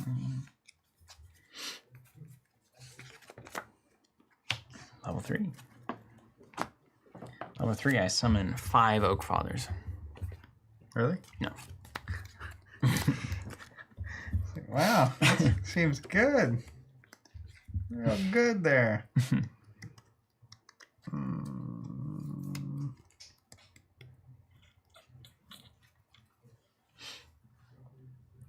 Because I'm wanted. Frank Levy asking the correct question. How did Najin react to your new stream plan? Don't want to lose the money from Big Water. We have it in absolute confidence that they are happy to be featured on produced content as well. Thank you, Shadow Santa. Verified you're playing the deck pair that I thought would be really good. Alan Jones wondering about leveling decks in the organized play structure. Organized play has been really cool so far, right? It's been the right amount of not complex, but interesting. Yeah. So all decks start at bronze. After a certain number of wins at like locals, they graduate to silver. And then after a certain number of wins at silver level events, they graduate to gold. And there's basically a grid that shows you when you can and can't. Like once you're a silver, you can't play at your locals. Yeah. Which is kind of cool. It graduates decks out. People have to keep it fresh. And then literally to play at Worlds, you just have to have a gold level deck. Like that's how you qualify. That's cool. Which is cool. Super cool. Well. What dice on you guys? Yeah, they're all going to die. They're minions. These are literally just the most unreadable dice we could find. Yeah. Definitely the only dice we could find. All right. We're going to play Stone Skin. Give a creature +1. We will. Then I'm going to have it battle. +1? An enemy creature. I went to 8? Yeah, +5. Oh, +5. They said +1. Yeah. You may battle an enemy creature. So I'm going to have it battle your...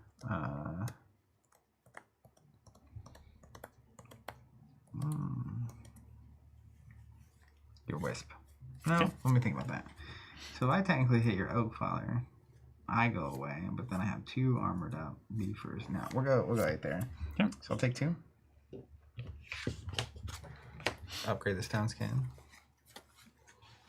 And it's over to you. Okay.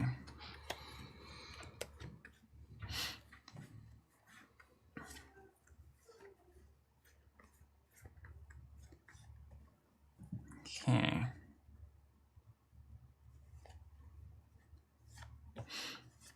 My play. How much do I need to turn this around right now? Decent amount. Turn this right round. But the longer you hold off, also, the better.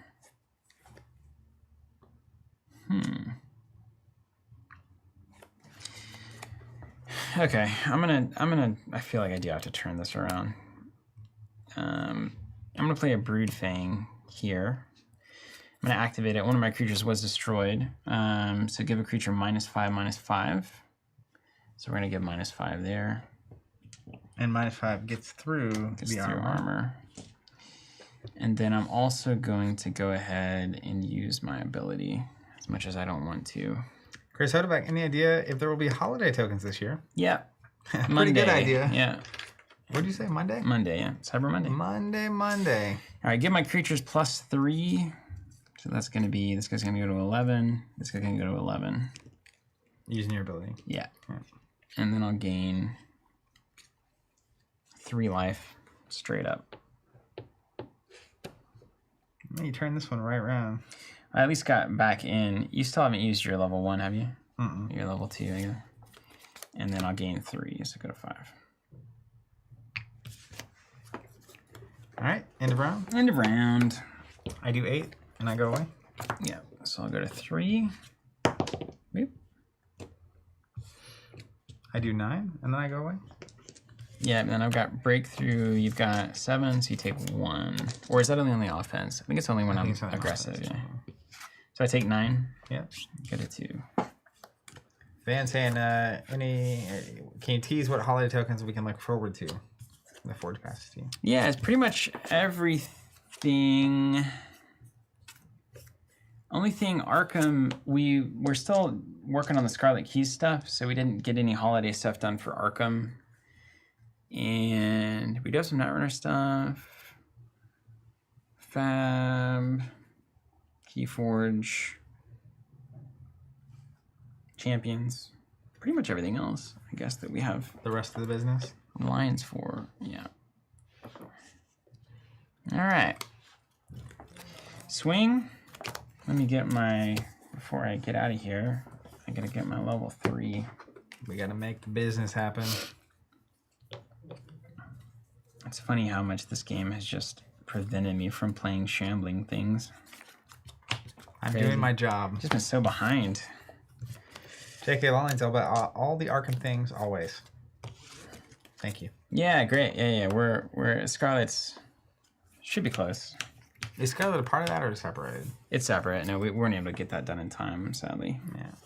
That's a big project on top of a project. Yep. All you. You're first. All me. Now's a great time for a drop of shambler right here. I was a shambling man. And you got so many in the deck? I mean, surely he has one. No. He's been shambled. I'm in shambles, and I've got all this like low health stuff just waiting to die, basically. Waiting to get shambled? Shambled? Shambled. Shambled. Shambladoo, shambled. It's such a good threat, though. I mean, but if you have the do 3 to everything, which you have we seen it? Isn't it a discard pile? Let me see that discard pile. Have you seen that yet? That AoE? I have multiple. The one that I know you have, at least. You've seen. He has the ability. Yeah, that's the one I was thinking of. So you won't have that one this cycle. This is do4 to 1 and 2 to their friends. That was the level 1. So level 2 Ice Storm, I assume, is bigger. And then there is the. That's your banish pile? This is the I played it. Oh, I want to see your discard pile for this last turn cycle. Did you discard that and not play it? Okay, so those are all in the game. But you also happen to know I have that Firestorm thing. What's a storm collar? Yeah. Okay, so there's AoE everywhere. So I should plan on that. That's the wrong stack. I forget what the card's called. Unfortunately, I have to choose one problem or the other.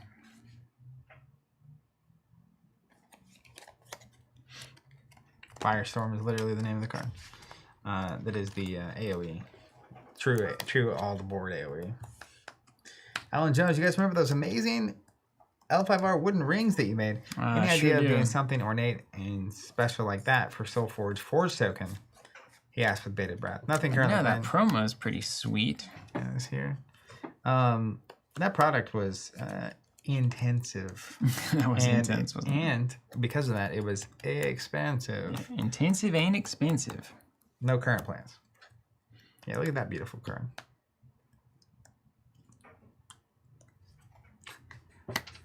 We have a shambler out there. That's great. Yeah, I really wish that I could board. be shambling right now. Now, this red deck actually with that shambling deck would not be a bad thing either. Well, everything with the shambles is good. Well, you get stuff out, and then you play a shambler, and then you firestorm the board, and it's like, I'll gain 1 million. Good luck, Frank. Starting Scarlet Keys this weekend. What's everyone got planned for Thanksgiving? Anything? Assuming you're a Thanksgiving kind of celebrating person. My wife her family is Puerto Rican, and it's their year. And Puerto Rican Thanksgivings are fantastic. A huge family. I grew up in kind of a huge family, so that's part of what made us make sense. But I'm looking forward to it. Her family's great, actually. Puerto Rican specialities. Okay. So we're going to try to maneuver through this. J.K. Lawlings. That said, I'm excited to be around for holiday token stuff this year. Aside from old Netrunner tokens, I've only really become bought into TC products since early this year, so I missed last year's stuff. Well, we're always excited to do it. They look great. Really good. They were coming across really good today. Ice Storm is 4-2, so you have to imagine the next one's like a 5-3. Totally random. Just going to stay home and play games all day. Sounds like a good weekend. Van, just going to the in-laws' house in Birmingham, Alabama. Okay. I'm going to play a combat druid over here. Mm-hmm. I'm going to get the level 3. I'm going to replace... I got to try to like spread out the risk. Just kind of figure out what you've got. So I'm going to replace an Oak Father with an Oak Father.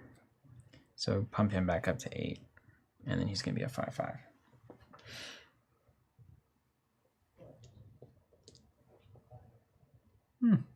And he's not going to be next door to anybody because of that card. Next door, you say?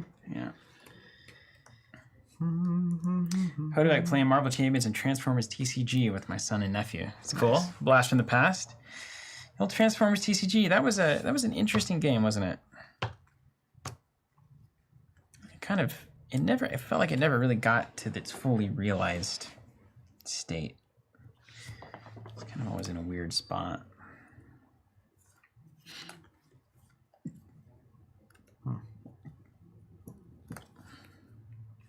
So many options. I was born a shambling man. Alright, well, this is clearly the play. Rolling out and doing the best action. We're going to play a Blizzard Shaman, level 2. Yep. He's going to activate and deal 4 damage to every creature in play. This one? This one goes to 11. He damages himself, huh? Yeah. It's a fair trade. We're not done yet, though. Okay. Then I'm going to play, and is this the middle row? Yep, it is on the line up there. Great. Then we're going to play an Undeady. Aggressive, if I have a creature with decreased life, this is free. Okay. So let's get my upgraded Undeady. He's just a little 2/2 casual. He's a casual Yeti. And then it's over to you. Okay.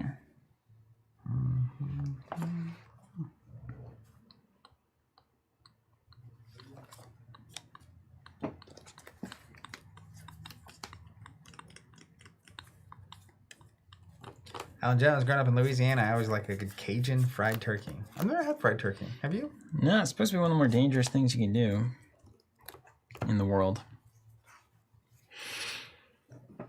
So that activate ability is a bit of an issue, isn't it? All are down going to my parents tomorrow for dinner, followed by the new Black Panther. We'll enjoy. It's a good movie. I don't really want that activate to just be around on your first. This one? Yeah. It's pretty sweet, too, if it sticks around, because I have this give 2 things 4 armor. It's almost like it's built to last. If you hadn't made your little play, can you imagine? I would have nuked that guy, too. I like that Blizzard Shaman. Okay. Don't like it, but I'm just gonna Vine Lash. Have these 2 battle. Do 5 to you, and et cetera, et cetera. We were so excited. We were so excited.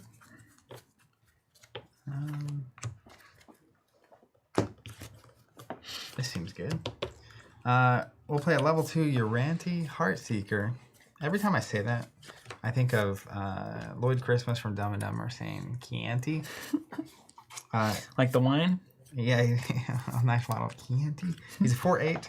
Activate ability, you will activate. And I'll give this thing +4. Okay. And I'm not even going to put the dice because they're going to... Take 6 and they destroy each other. Yep. No breakthrough damage. And I take 6. Calling somebody in the morning. Yeah. Discard here. And this will be the last turn of the second cycle.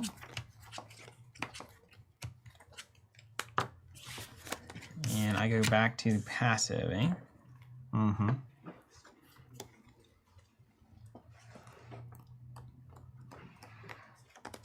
Well. That's awesome, Josh Clark. I think this is a great... take this to the marketing table. Here, look, I'll do it officially. We'll zoom out. Josh Clark says, have watched tons of your streams, but SoulForge is the only CCG I've been able to get my family to play. Nice. Easy to teach, but plenty of depth. We like it. That message brought to you by our sponsor, Nalgene Water Bottles. Hide your brain, hide your life, etc. Etc. Family values, etc. Okay. Let's... with the right play.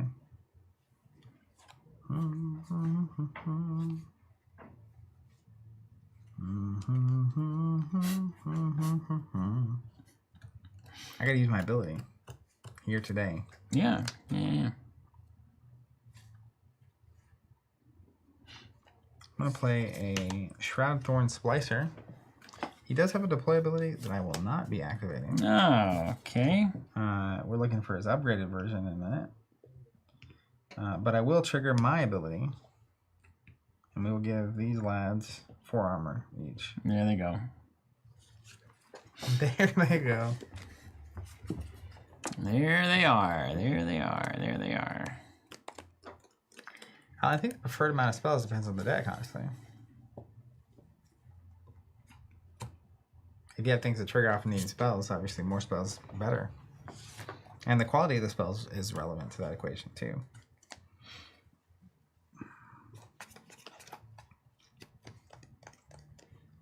Okay. The depth on this one is so perfect. Yeah. My brain is not exhausted, but I feel fully engaged the whole time. It's crazy.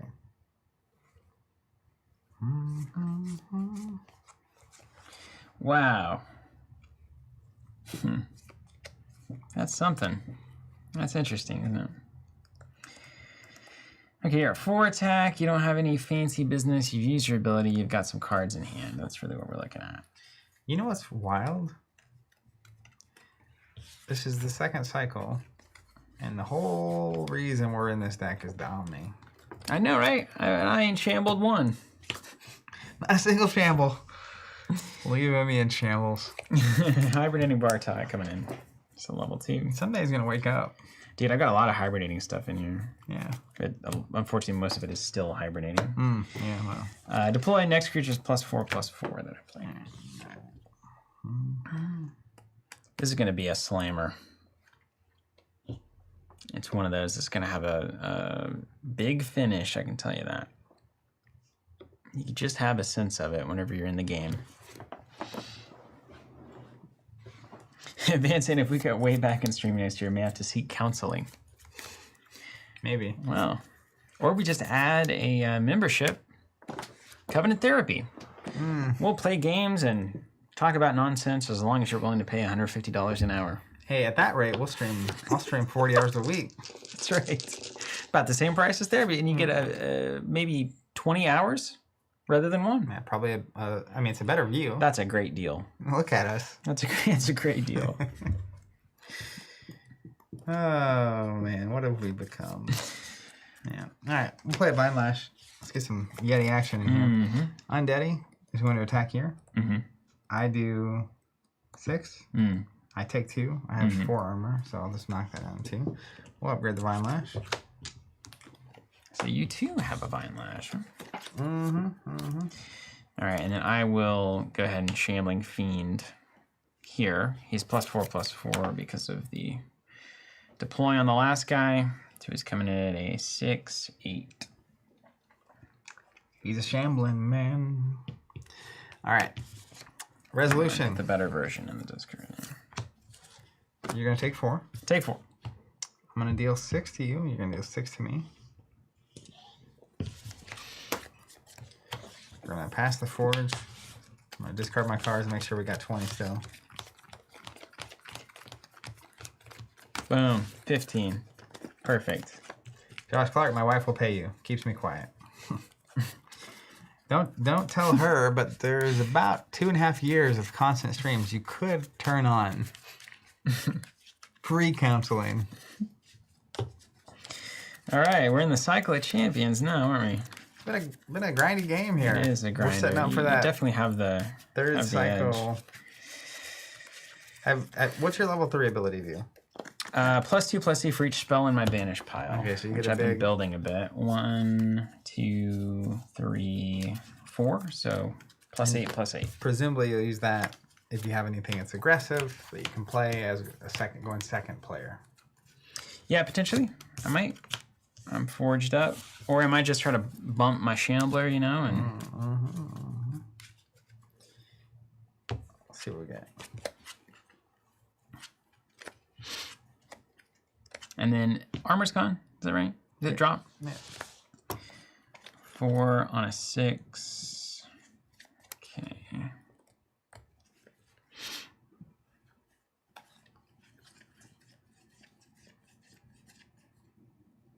I mean, this is a pretty good threat.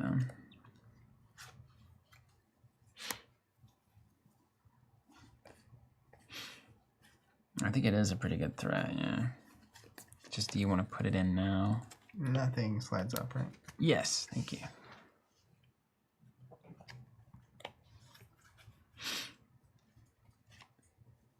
Yeah. All right.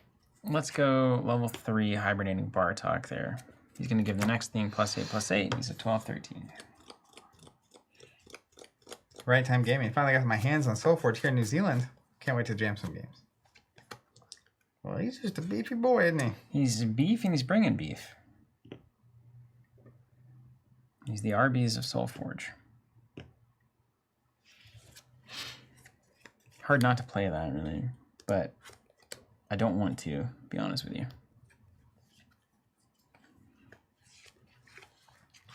I play Camouflage Batterhide. Stealth, deploy. I can't do that. I didn't read. I was going to bump him into the defender zone. Wee! My favorite. Well, that's just a problemo. Excellent. We've created a problem. This is new.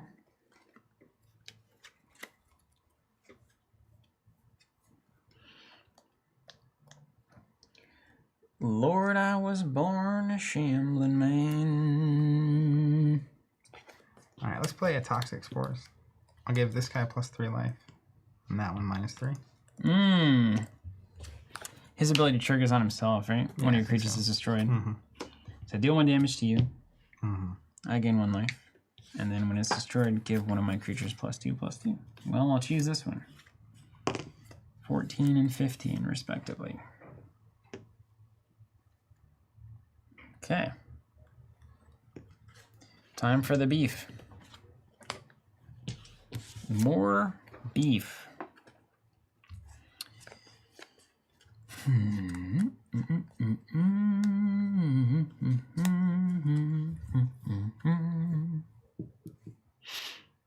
Okay. Yes. Let's do that. All right, we'll play a level 3 combat druid here. He's going to be +8/+8. So he's going to be a 14.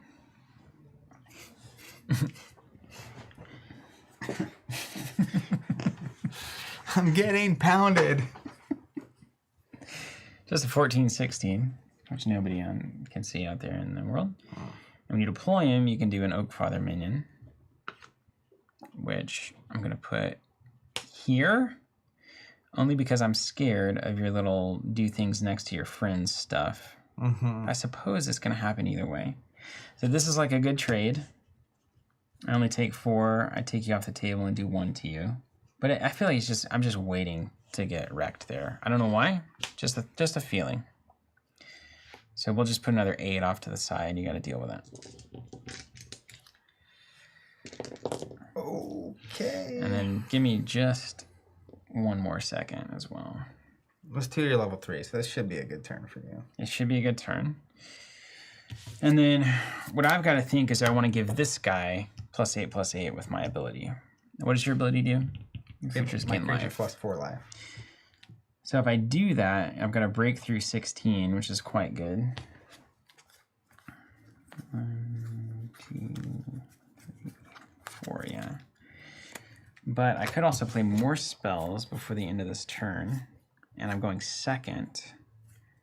So I could bamboozle that at the end of the turn, where I know it's going to land.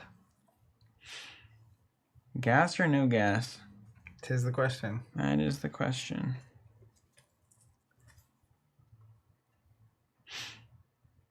I'm going to do it now. Shadow, listen to this. As the unofficial mouthpiece for the company, we have a big announcement tonight on our own Twitch channel. It may rhyme with Fidgetal Dap. Oh, no way. Dude, that is a huge deal. Burn it down, Charlie. Dude, they're going to crush. All right, I'm doing it. I just want to. Shadow says, all gas, no brakes. Frank saying, fish with that sounds addictive. I'm gonna lose my mind. That's great. That's beautiful. If That's real. game breaking. Okay. Then we can have the event in Tulsa online instead. Boom. All right, we are never ever getting back together. It doesn't matter which one I do. I'm gonna play a level 2 camouflage batterhide. I send your Oak Father to the back row. He's got defender. Is he a level? What is he? A level 2 creature? Level 2, yeah. And he loses all text technically. He no longer has breakthrough. And this is just a body in the way. Mm-hmm. It's the old classic. Pass the end of the round. All right. I'll start here. I'll take 14. The exciting part. Yeah. 5. Yeah, do it. 9 left. 6. 3 left. 3. Boom. You take 4. Eat it. Take 4. I'll deal 8 and die. Yep. 8 becomes what? 7. Okay. And All right. Well, that lane's locked down. this flips. Nice gold leaf, man.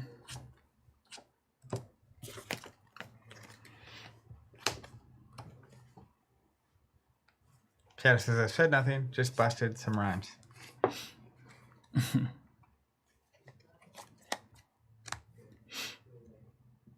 All right. Well, let's see what you get up to here.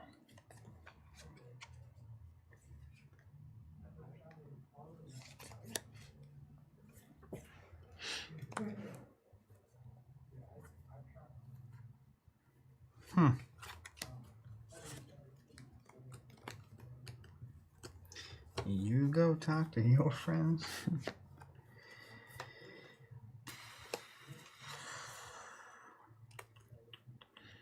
We got work to do, dog. We got work to do. Put some bodies up in that heezy.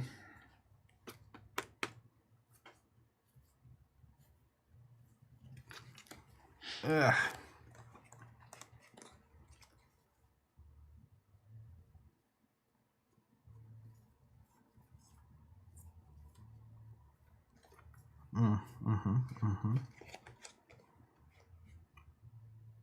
Okay. I guess. Level 3 Uranti, Heartseeker. Well, there it is. 7, 14. That's kind of the perfect trade currently, isn't it? He's going to activate, give another creature +6 attack. Super solid. And then this turn, any of my creatures that have 10 or more attack get breakthrough. Very good. Very, very good. Route 10 Oakfather moves back up, right? Did it say permanent defender? No. Anything like that? But does everything move up at the end of a turn no matter what? Didn't it say it gives him defender? This turn. This turn. But oh, we had that question. Does it lose defender before the shoot up period? Like, does the turn end? I feel like it's still your turn when that's happening, though, right? I think so. I think I'm still defender, so I'm stuck, and then the next turn I'll go up. Yeah, the unofficial math of Stoneblade will tell us soon. I'm sure. Yeah, sure. I think because I'm defender until the end of the turn, defender means I don't move up. Sit on this side table. I really hope it doesn't. Oh no, it moves up. Oh, that's not what I want. Well, what's the point of giving it defender then? Well, I stopped you from attacking that turn. Well, you may as well just move it back, though. I mean, how would defender ever matter there if it just moves up? Because the whole point of defender is it doesn't move up. Well, it also didn't damage me this last turn.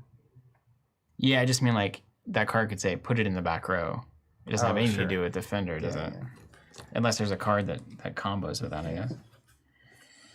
Okay, well, that is good for me, as you might have expected. That is painfully good, yeah. I've got even more work to do somehow.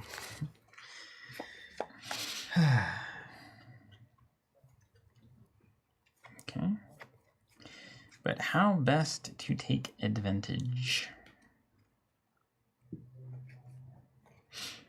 Okay. Got it. Okay. just beef. All right, let's play a level 2 Shambling Fiend here. That's not what I needed to see. It's just a Shambler. We're gonna get the level 3 in the party here. Before we get ahead of ourselves, of course. And then I'll pass her back over to you. All right, I'm gonna play level 3 Stormcaller. You can either take 10 damage, or you can let me play a spell for free. Are we out of D12? Yeah, that's cool. We got it. There's a 12 over here. You want it? Perfect. We're playing with the old D&D dice bag right now.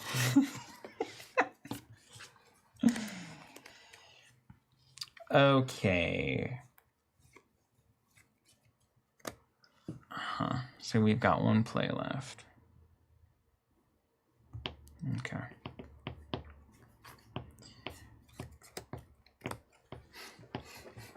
How much health do you have? 39.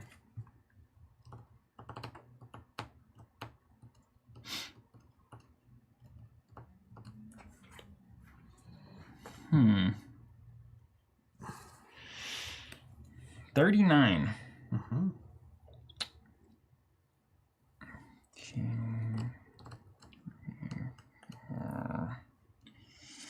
Wow, that is a number. Holy moly.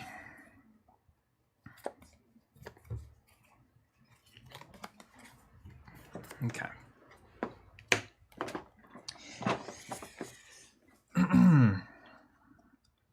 Okay. 6 there and carry the 1. They're going to destroy each other. There's no funny business there.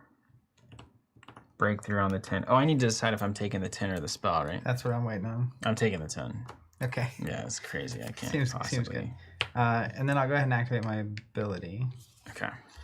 So I'm going to gain 4 life, gain 4 life, gain 4 life,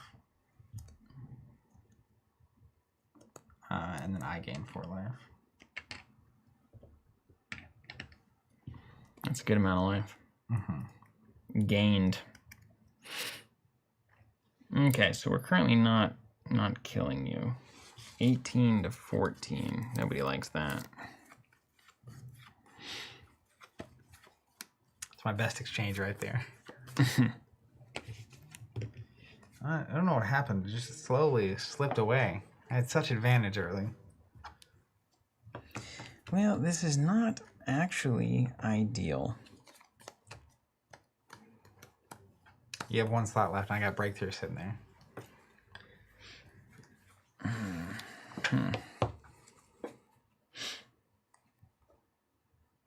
Oh, 10, 11 over there. Okay.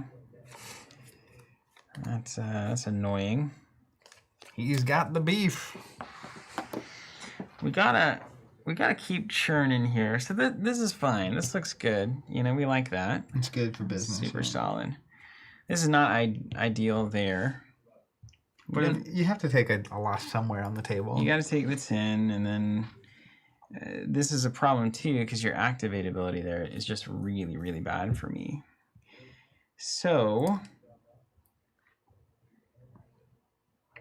do I keep going in one direction or do I go in the other direction?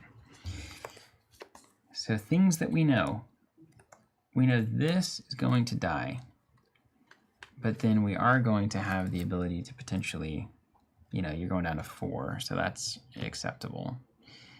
I love that you don't carry cards over the next round. Yeah.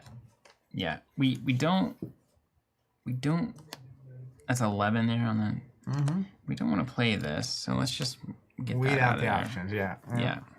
Break it down. We don't really want to play this.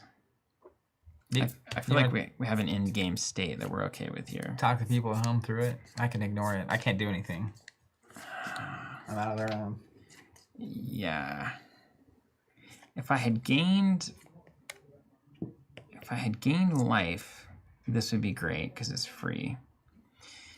But I can kind of have it both ways. But it's a really scary thing to do. Because I've got to replace something. Now, I could replace the Fiend, but come on.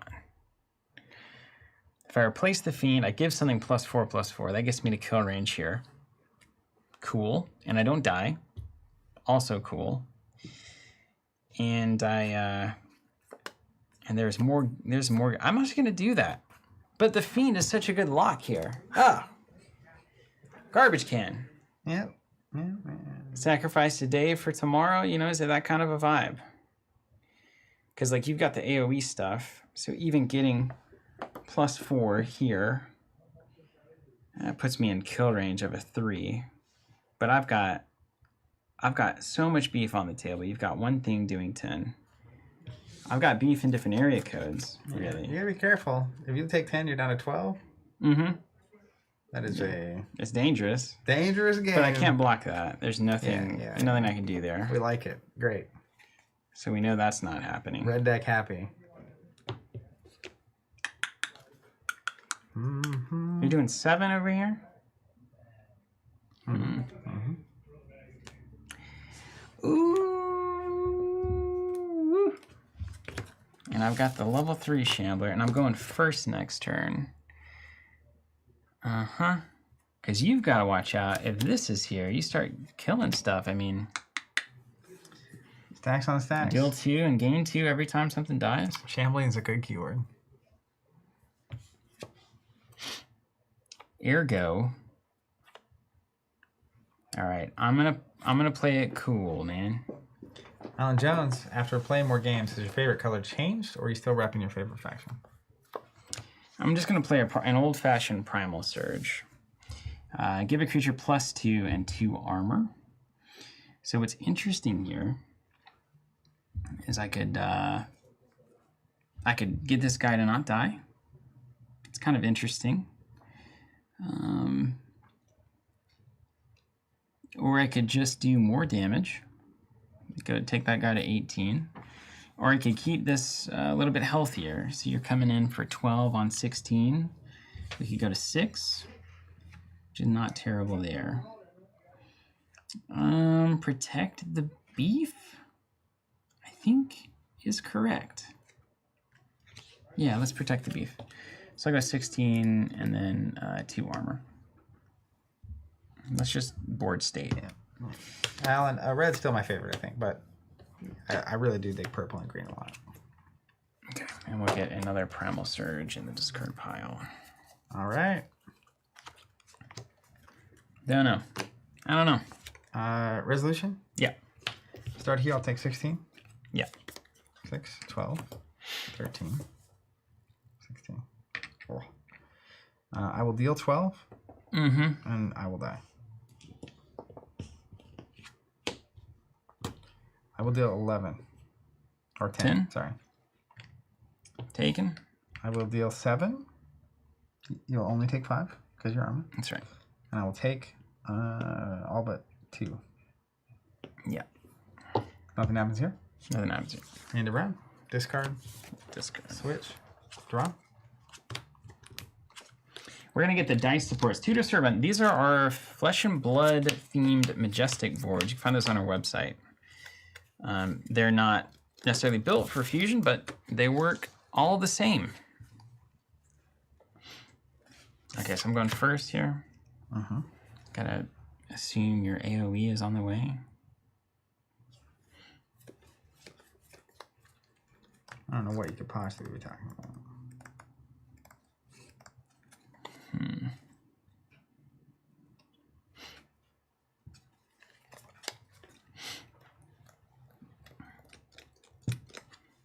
Okay, well, this is a good time for this.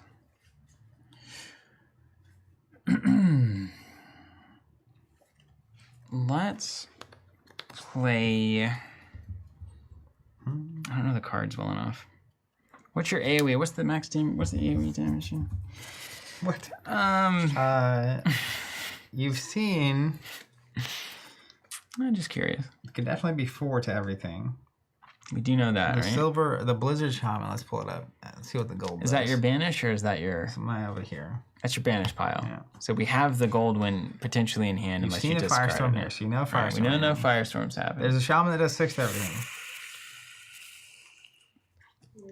And there's also the thing that does X and Y, you know what I mean? Yes, I do. Which is, know I think, that. 8 and 4 at this point. Yeah. All right, so let's go Toxic Spores. I'm going to give a creature +3. It's this one. We'll just go 9 there.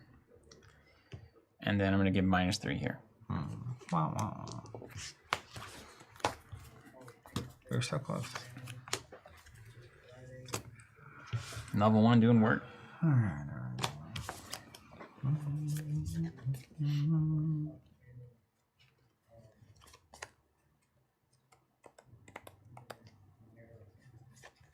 Strike is different than battle. That's right. Strike, there's no counter damage. The old Super Vine Lash.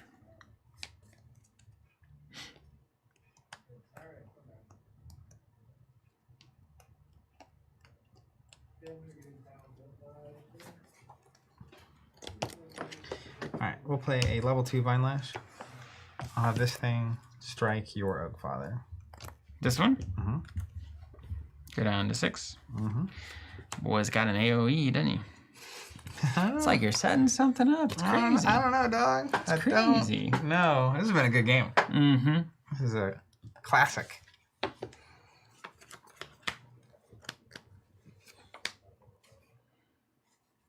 Okay. Yeah, crying shame, wouldn't it? Yeah. You're gonna shamble me to death, though. I'll shamble in a good way. I'll shamble a lot. Yeah, he's a shambling man. Yeah. Okay. I don't really know what that looks like.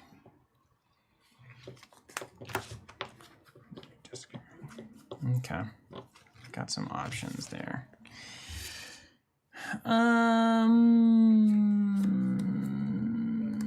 This is probably the best idea. Josh, I assume 2 colors mixed together would be very powerful, but I don't know. Like 2 of the same color.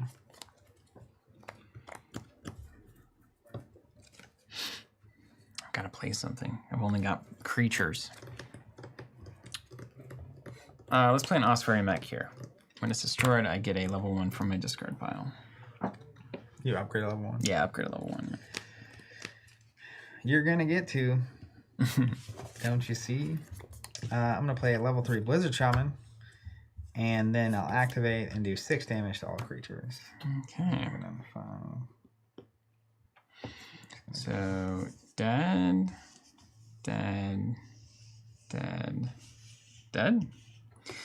Let's line up the triggers. 8 to you. Total? I gain 8. Yeah. 2, 3, 4. We got ourselves a wrestling match. Actually, I'll go. We both spent a lot of our golds too.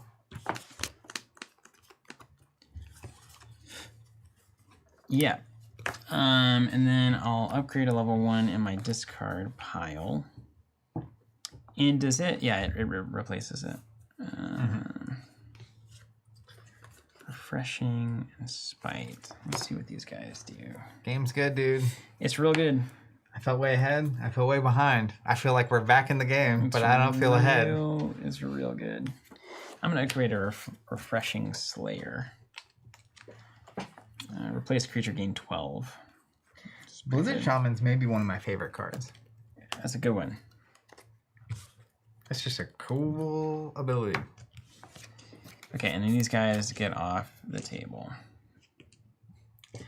That was a tremendous amount of beef. A lot of beef. That We is had a beef moment. That is a beefy moment, yeah. It was beefy.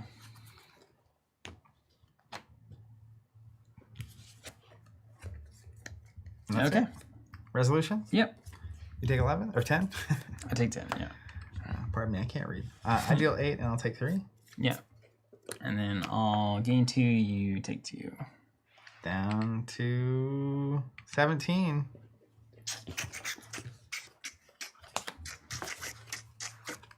End of round? End of round. We're up to the third cycle, aren't we? Third cycle. The fourth cycle. The last cycle, if you will. Yeah, I think we can technically cycle one past this, but... And now I have less than 20 cards because we've been playing gold. And yeah, less cards. Crazy. Apparently, Shadow Stand Development, Shaman originally had health equal to twice plus 1 of whatever his ability dealt. So he deals 6 to everything, so it was 13. But then they made it just twice so that he would nuke himself on his second activation. Oh, that's I cool. can activate again, but he would definitely kill himself. That makes a ton of sense.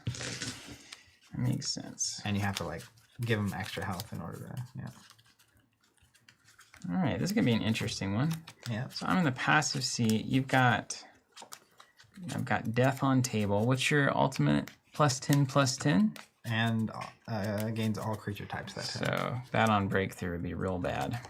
You don't have that, but we gotta watch out for that. Gotta watch out for that.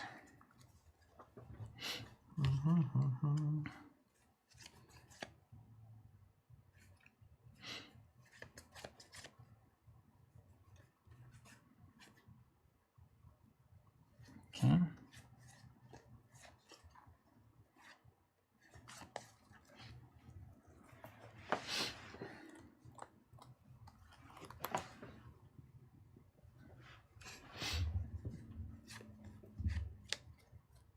Use that ability.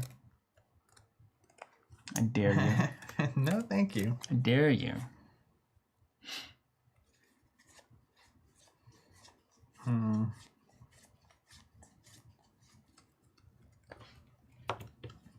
You got some work to do. Mm-hmm.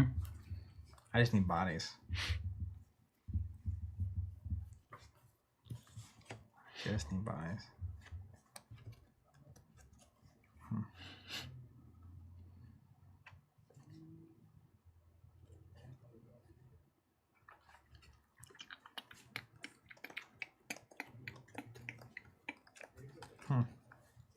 What's up, Schmendrix? Good to see you. Okay. We're gonna play a Shard Plate Delver. Level 1, but he does have breakthrough. Deploy ability that I won't be using. Let's see if you can handle it.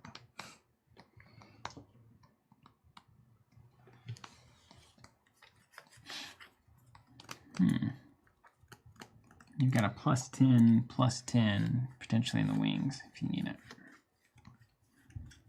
But I don't think you would do that.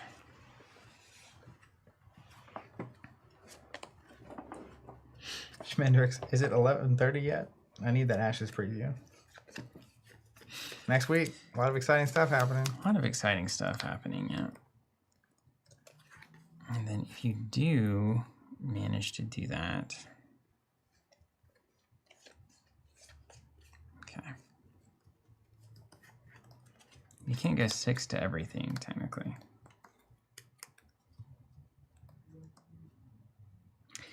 I do have a lot of work to do, don't I? Yeah, it's like this is a problem just on the surface, but then there's also these problems. Yeah, I do have work to do, don't I? Schmendrix saying, I'm in town for Thanksgiving if you want PvE practice. I'm gonna be real honest. Not a lot of non-party games gonna be happening for me in the next couple of days. All right, I don't know. This feels somewhat wrong, but I guess we're here. So I'm going to do level 3 Summoning Council for 2 Oak Fathers. I'm going to throw them. I gotta be careful what I do on camera these days. All the emojis showing up on the Discord server. Yeah, dude, your emoji game is out of control. I don't even know where that one from yesterday came from. Why I was doing what I was doing. Emoji game out of control. I'm going to use Bark Skin to give them both 12 armor. What? My ulti thing.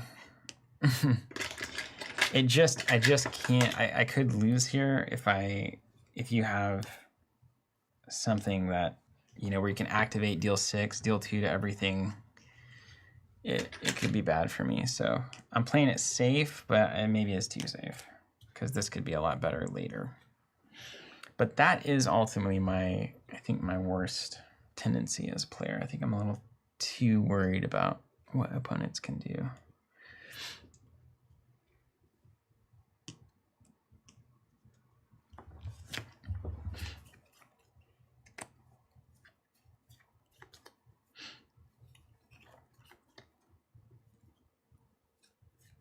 Code Marvelous. Is this the game that is not Magic the Gathering, but is basically Golden Age Magic the Gathering? I don't think this is the game. I mean, it hits me in the same brain space as those games, for sure. What's Golden Age Magic the Gathering? But maybe you might be thinking of Keyforge? Fab?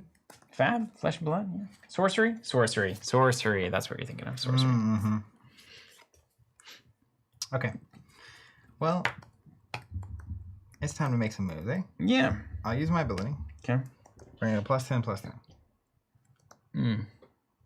With breakthrough. With breakthrough. But we're not done yet. This is my ability. And he has all creature types. Ooh. In case that matters. Yeah. Then we're going to play Stone Skin. Give a creature +7. So he's going to go up to 22. Then I can have battle an enemy. Nice. So I am going to, I think it would defeat one of your things. So I'm going to punch.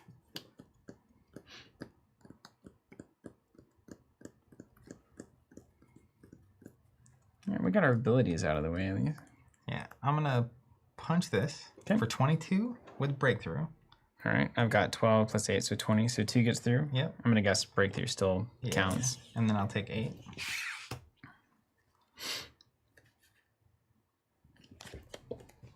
And let me upgrade my Stone Skin. And that's me. Okay. I used the heat. Is that armor's permanent? No, this turn. Okay. I don't think any of it. I think most of the time it's not permanent. Nope, breakthrough does not count there. You do not take 2. Oh, cool. It's only during the real business. What is this guy? 5 health?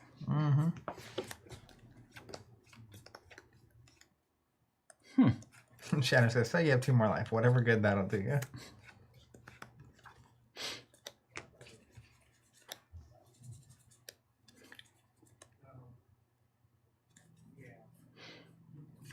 Yeah, okay. Put a stampeding here. Level 1 creature turns into a wisp. So good. Oh my goodness. He just dissipates. Okay, level 1 garbage. Okay. Alright, attacks keys. That was good. I'll take 2. That was good, dude. These guys will kill each other. Yeah. 9 to 5, 10 to 3. Yeah. And then you'll get armor and I'll take you off. Yeah. All right. Shadow says, wow. Wow. It's been a great game thus far. Let's carry on. Comes down to Wisp v Oakfather. We've got 2 more hands left. And then do we know what happens if we don't? We're going to solve it, though. If we cycle, we can cycle one more time, actually. Okay. And then if that doesn't happen, then we have a breakdown in communication.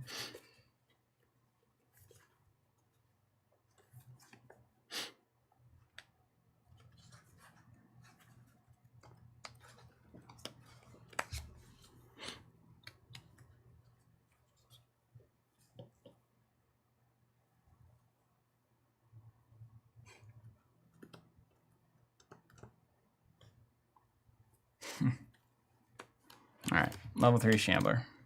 Oh, it comes into life at the end of the cycle. Cool. Oh no, shambling. Creatures destroyed, gain 3, deal 3. And if this guy is destroyed, +6/+6 to something.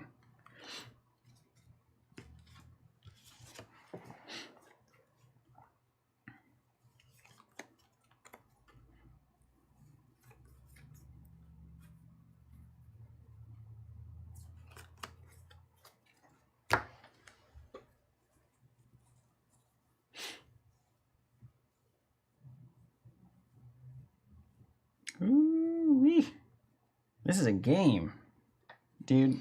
This is one of the premier tabletop gaming TCG style experiences I've probably ever had. In terms of just quality of this game. It is good. This is what you want every trading card game to be. It is very, very good. In terms of decisions. Profoundly good.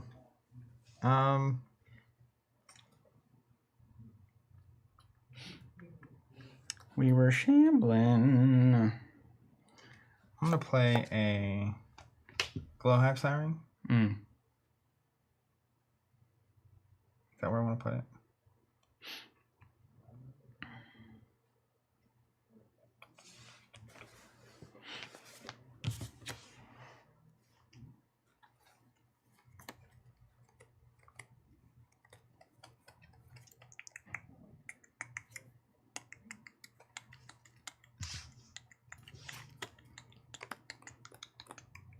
Here.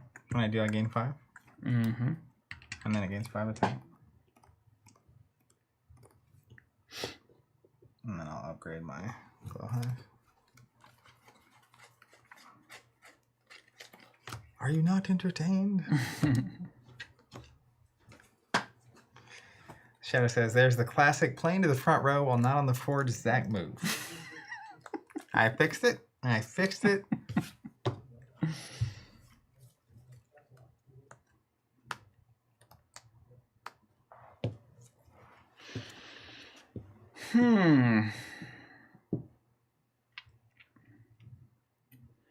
All right, we have, it's math o'clock. Okay. So when you gain, you might also lose. So let's just assume your health total, just asking for a friend, of course, is 22. So 8, 14, 17.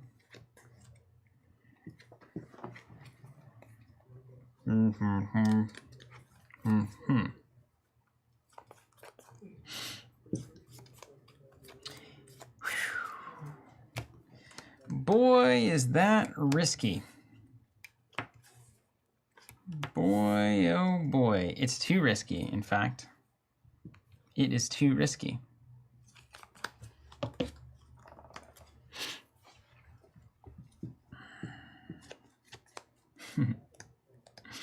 But what if you have that aggressive... What if you have that aggressive final play? We've seen aggressive out of that deck before. You literally have a level 1 aggressive right here. There's truly nothing that I can probably do about it. Let's do 10. That's so much. Well, I've seen it. I've seen it happen.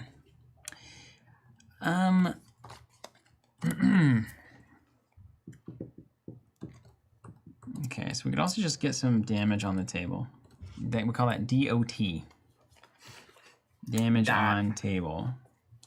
The Oak Father's there, and if I don't die this turn, I have the last play of the game. And boy, it's just a big question, because if you got a pump here too, you just need 8 pump. Like that is easily in possibility. You've seen the +7. Oh, I've seen it all. Let me find that card. Yeah. So Stone Skin. Yeah. We'll just pull. Let's see what the gold one looks like. The gold one would be like +10, +7, +12 maybe. So I think Smart Money says you have to block the creature that is going to swing straight up. That must happen. The gold Stone Skin is +9. Yeah, it's almost the perfect amount. It is literally. I mean, it would kill you. Yeah.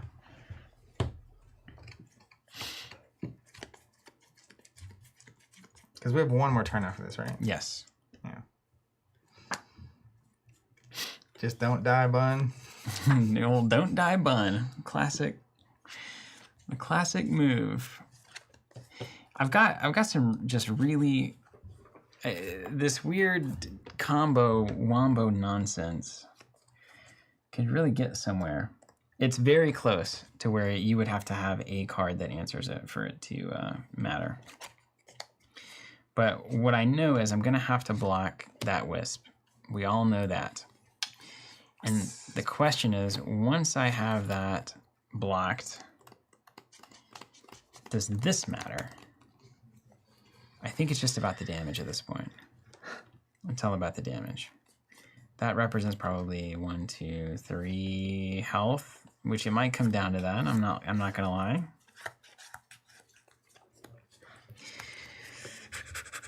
Seven, 6, 5.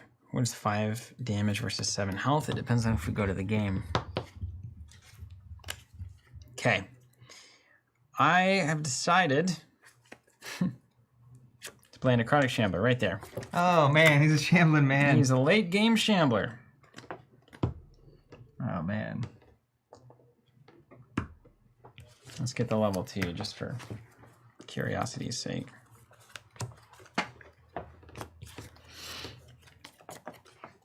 Alrighty. All right. We're gonna play a level 2 Forge Seal.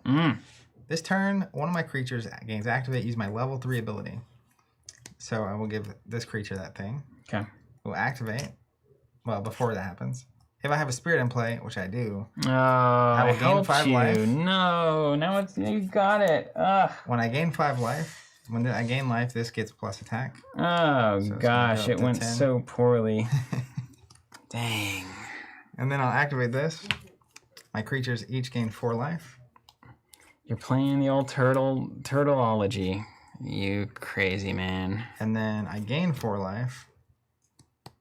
And of course, when I gain 4 life, this is going to pump by 4 more. Okay, fine. And then we'll upgrade the Forge Seal. Yikes. Forge Seal is a wild card. That's good. That's real good. And then I'll pass. So resolution, I'll take 6. Yep. I will deal 14 and take 8. So we'll go down to 6. And then you'll take 4 damage to the face. I'll gain 4 from the shambles. I'll deal 2, take 2. Yeah. Down to the shambles. And around. Just for your correct. Betrayal of the Wisp. What's that, Wade? Website update. We got about 95% of the work done on the migration, and then there was a error from the official DMS team that couldn't be solved. So we are going to revisit that probably in about a month to do the final. But all is ultimately well on that. Oof. So now it's a game of life gain.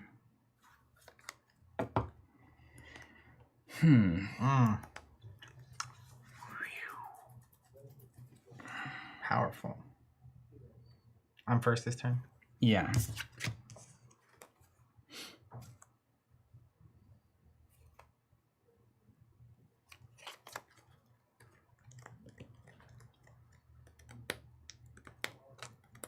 Stealth skips the back row, asking for a friend. Skips the back row, that's right.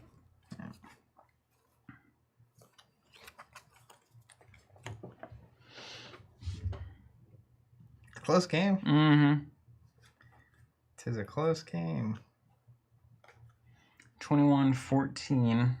Double shambles. Huh.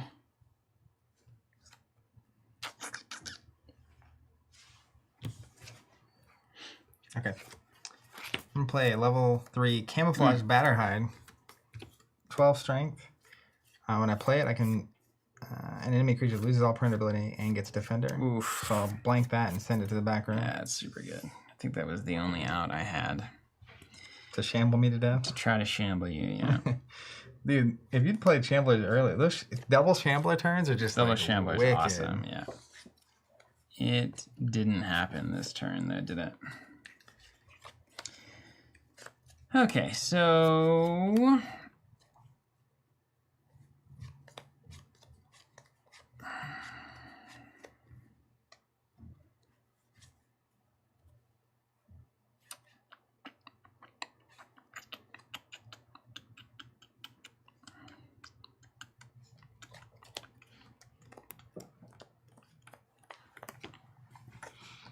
Love is Shambler. It's already 4 o'clock. That is insanity. Yeah, it's flown by on it. I love this game. Yeah, dude. You gotta love it. I love this game. I might take this one to Thanksgiving, honestly. You gotta love it. All right, how clever can we be? First of all, we gotta stop 14 damage. I mean, that's first order business. Yeah. It's only 12 here. Yeah. And is it breakthrough? Stealth. It's stealth, yeah. The third level of that guy is insane. Yeah. That he pushes back and also then jumps over it if he wants it.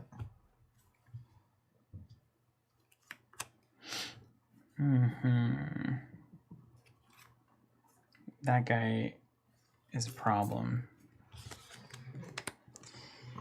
That guy is a problem. Is there anything we can do about it? And they won't battle, right?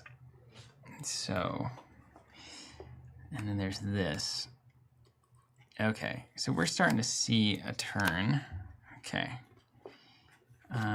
We're starting to see a turn. So we need to get in front of this dumb thing. The siren? Yeah. And then... this dumb thing. That ability doesn't matter. And then if this happens, that's no good either. We don't like that. But we can... Yeah. We can do that. Okay. I think we've got at least the best chance at a good line. You probably have a level 3 blow up and everything sucks anyway, but Hibernating Hunter here. It's a 4/7. And then it has a deploy. Things fight each other. But I'm going to have the Shambling Man battle. The Wisp. The Wisp. So I'll take 2. Yeah. And then you take 1 damage, I gain 1 life from the Shambler, and then we get a mindless zombie in. That was a good exchange. Yeah. Play a mindless zombie in the lane. I think it still comes in here. If I'm not mistaken. I wish my daddy Shambler was still working.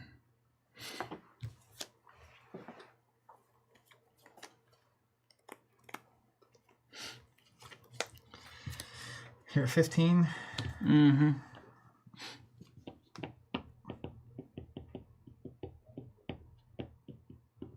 Well, yeah, your daddy's family. It's a good way to close out the week for me. I'm going to play the Pax Blessing. Give a creature +3/+3. Okay. So 15 and 12. And hope he just can't answer it.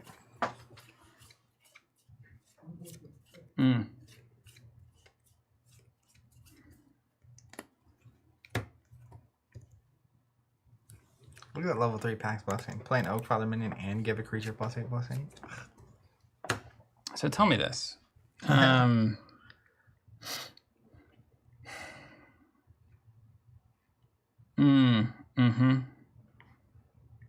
Dang. It was so close. It was really close to good. Stealth is good. Stealth is super good. How much damage you have? 15? Yeah. Nope. It ain't gonna work. Dang. I got bad news, Charlie. If Daddy Shambler was there, I would feel good about it. Okay, any way to get around stealth? Still no. Yeah, what's crazy is if Shambler is still here, and you just put bodies that blow up in front of me, you can do so much damage and get so much health. Yeah, if Daddy Shambler's there. Yeah. Like it's. Yeah. Stealth can block stealth, though, can it? Stealth probably can't stealth past stealth. Keyword. Let's see. Stealth During keyword. combat, treat this creature as unopposed to the opposing creatures in the back row. So even stealth can stealth past stealth. It's not like flying in Magic. Espionage, counter espionage. Can't triple stamp, double stamp. Understood. You know? All right. Well, you know what I'll do, and just to make it exciting, we'll throw a. They don't fight is the problem. We'll throw a Refreshing Slayer here. I'll gain 12. Wow. He almost boozled me. I almost boozled you, yep. All right, so then we resolve. Yeah. Let's just work it. I do 14 here and take 4. Now, are his abilities back online yet? Blank till the end of the turn. Into the turn, but we already learned that Defender doesn't last, so I don't maybe know his how that- abilities come well, back. You know what I'm I saying? think we're still in the turn distinctly. So I'll destroy you. This will take 4. I will do 2. You will I'll do destroy 9 me. back to you, yeah. Thanks for the wisp. I will stealth 15 past you. That's right. And then we go to the end of turn. It's the end. We calculate the math. I'm at 20 health. You're at 12. 20 to 12. And it's a close game. That's it. Because good stuff. Yeah, that was great. Ah, Because hypothetically, obviously I was that's playing real around good. that condition. But that's like, real good. if you picture these things sliding up, we both have 2 bodies on the table. You've got a shambling ability. Yeah. We're in for it now. Like, it gets really spicy. Here's what's crazy. I had played 3 gold cards last cycle. Mm-hmm. So this turn, there's only 2 cards left in my entire deck. Both gold? One of them's my Omni. I literally, not you a didn't see it the whole single game. time did I see the hardened Omni, which is the... I feel like if we played this a Impetus. bunch, we would see some different outcomes. I think these are Absolutely. really close. Those are really, really close. Man, that first turn of the game... Oh, I was fighting Devastating. against that the entire time. Yeah, that was It's a so big good. swing. I had 2 turns that were kind of oppressive against you early on. Yeah. But you were, while it was oppressive, you were building a really good upgrade stack. Yeah. Like that swing where you had all the beef hitting, and it just like my whole mentality at that point was just, I just have to weather the storm. Yeah. But you were Get through the beef. You were It was so close. far It behind. is the kind of game where you look back and you're like, man, even just using this SolForge drain ability when I did to push that 16 through, or to attempt to push that 16 through, I wonder if I'd have held that even another turn or 2. I played probably 3 more spells.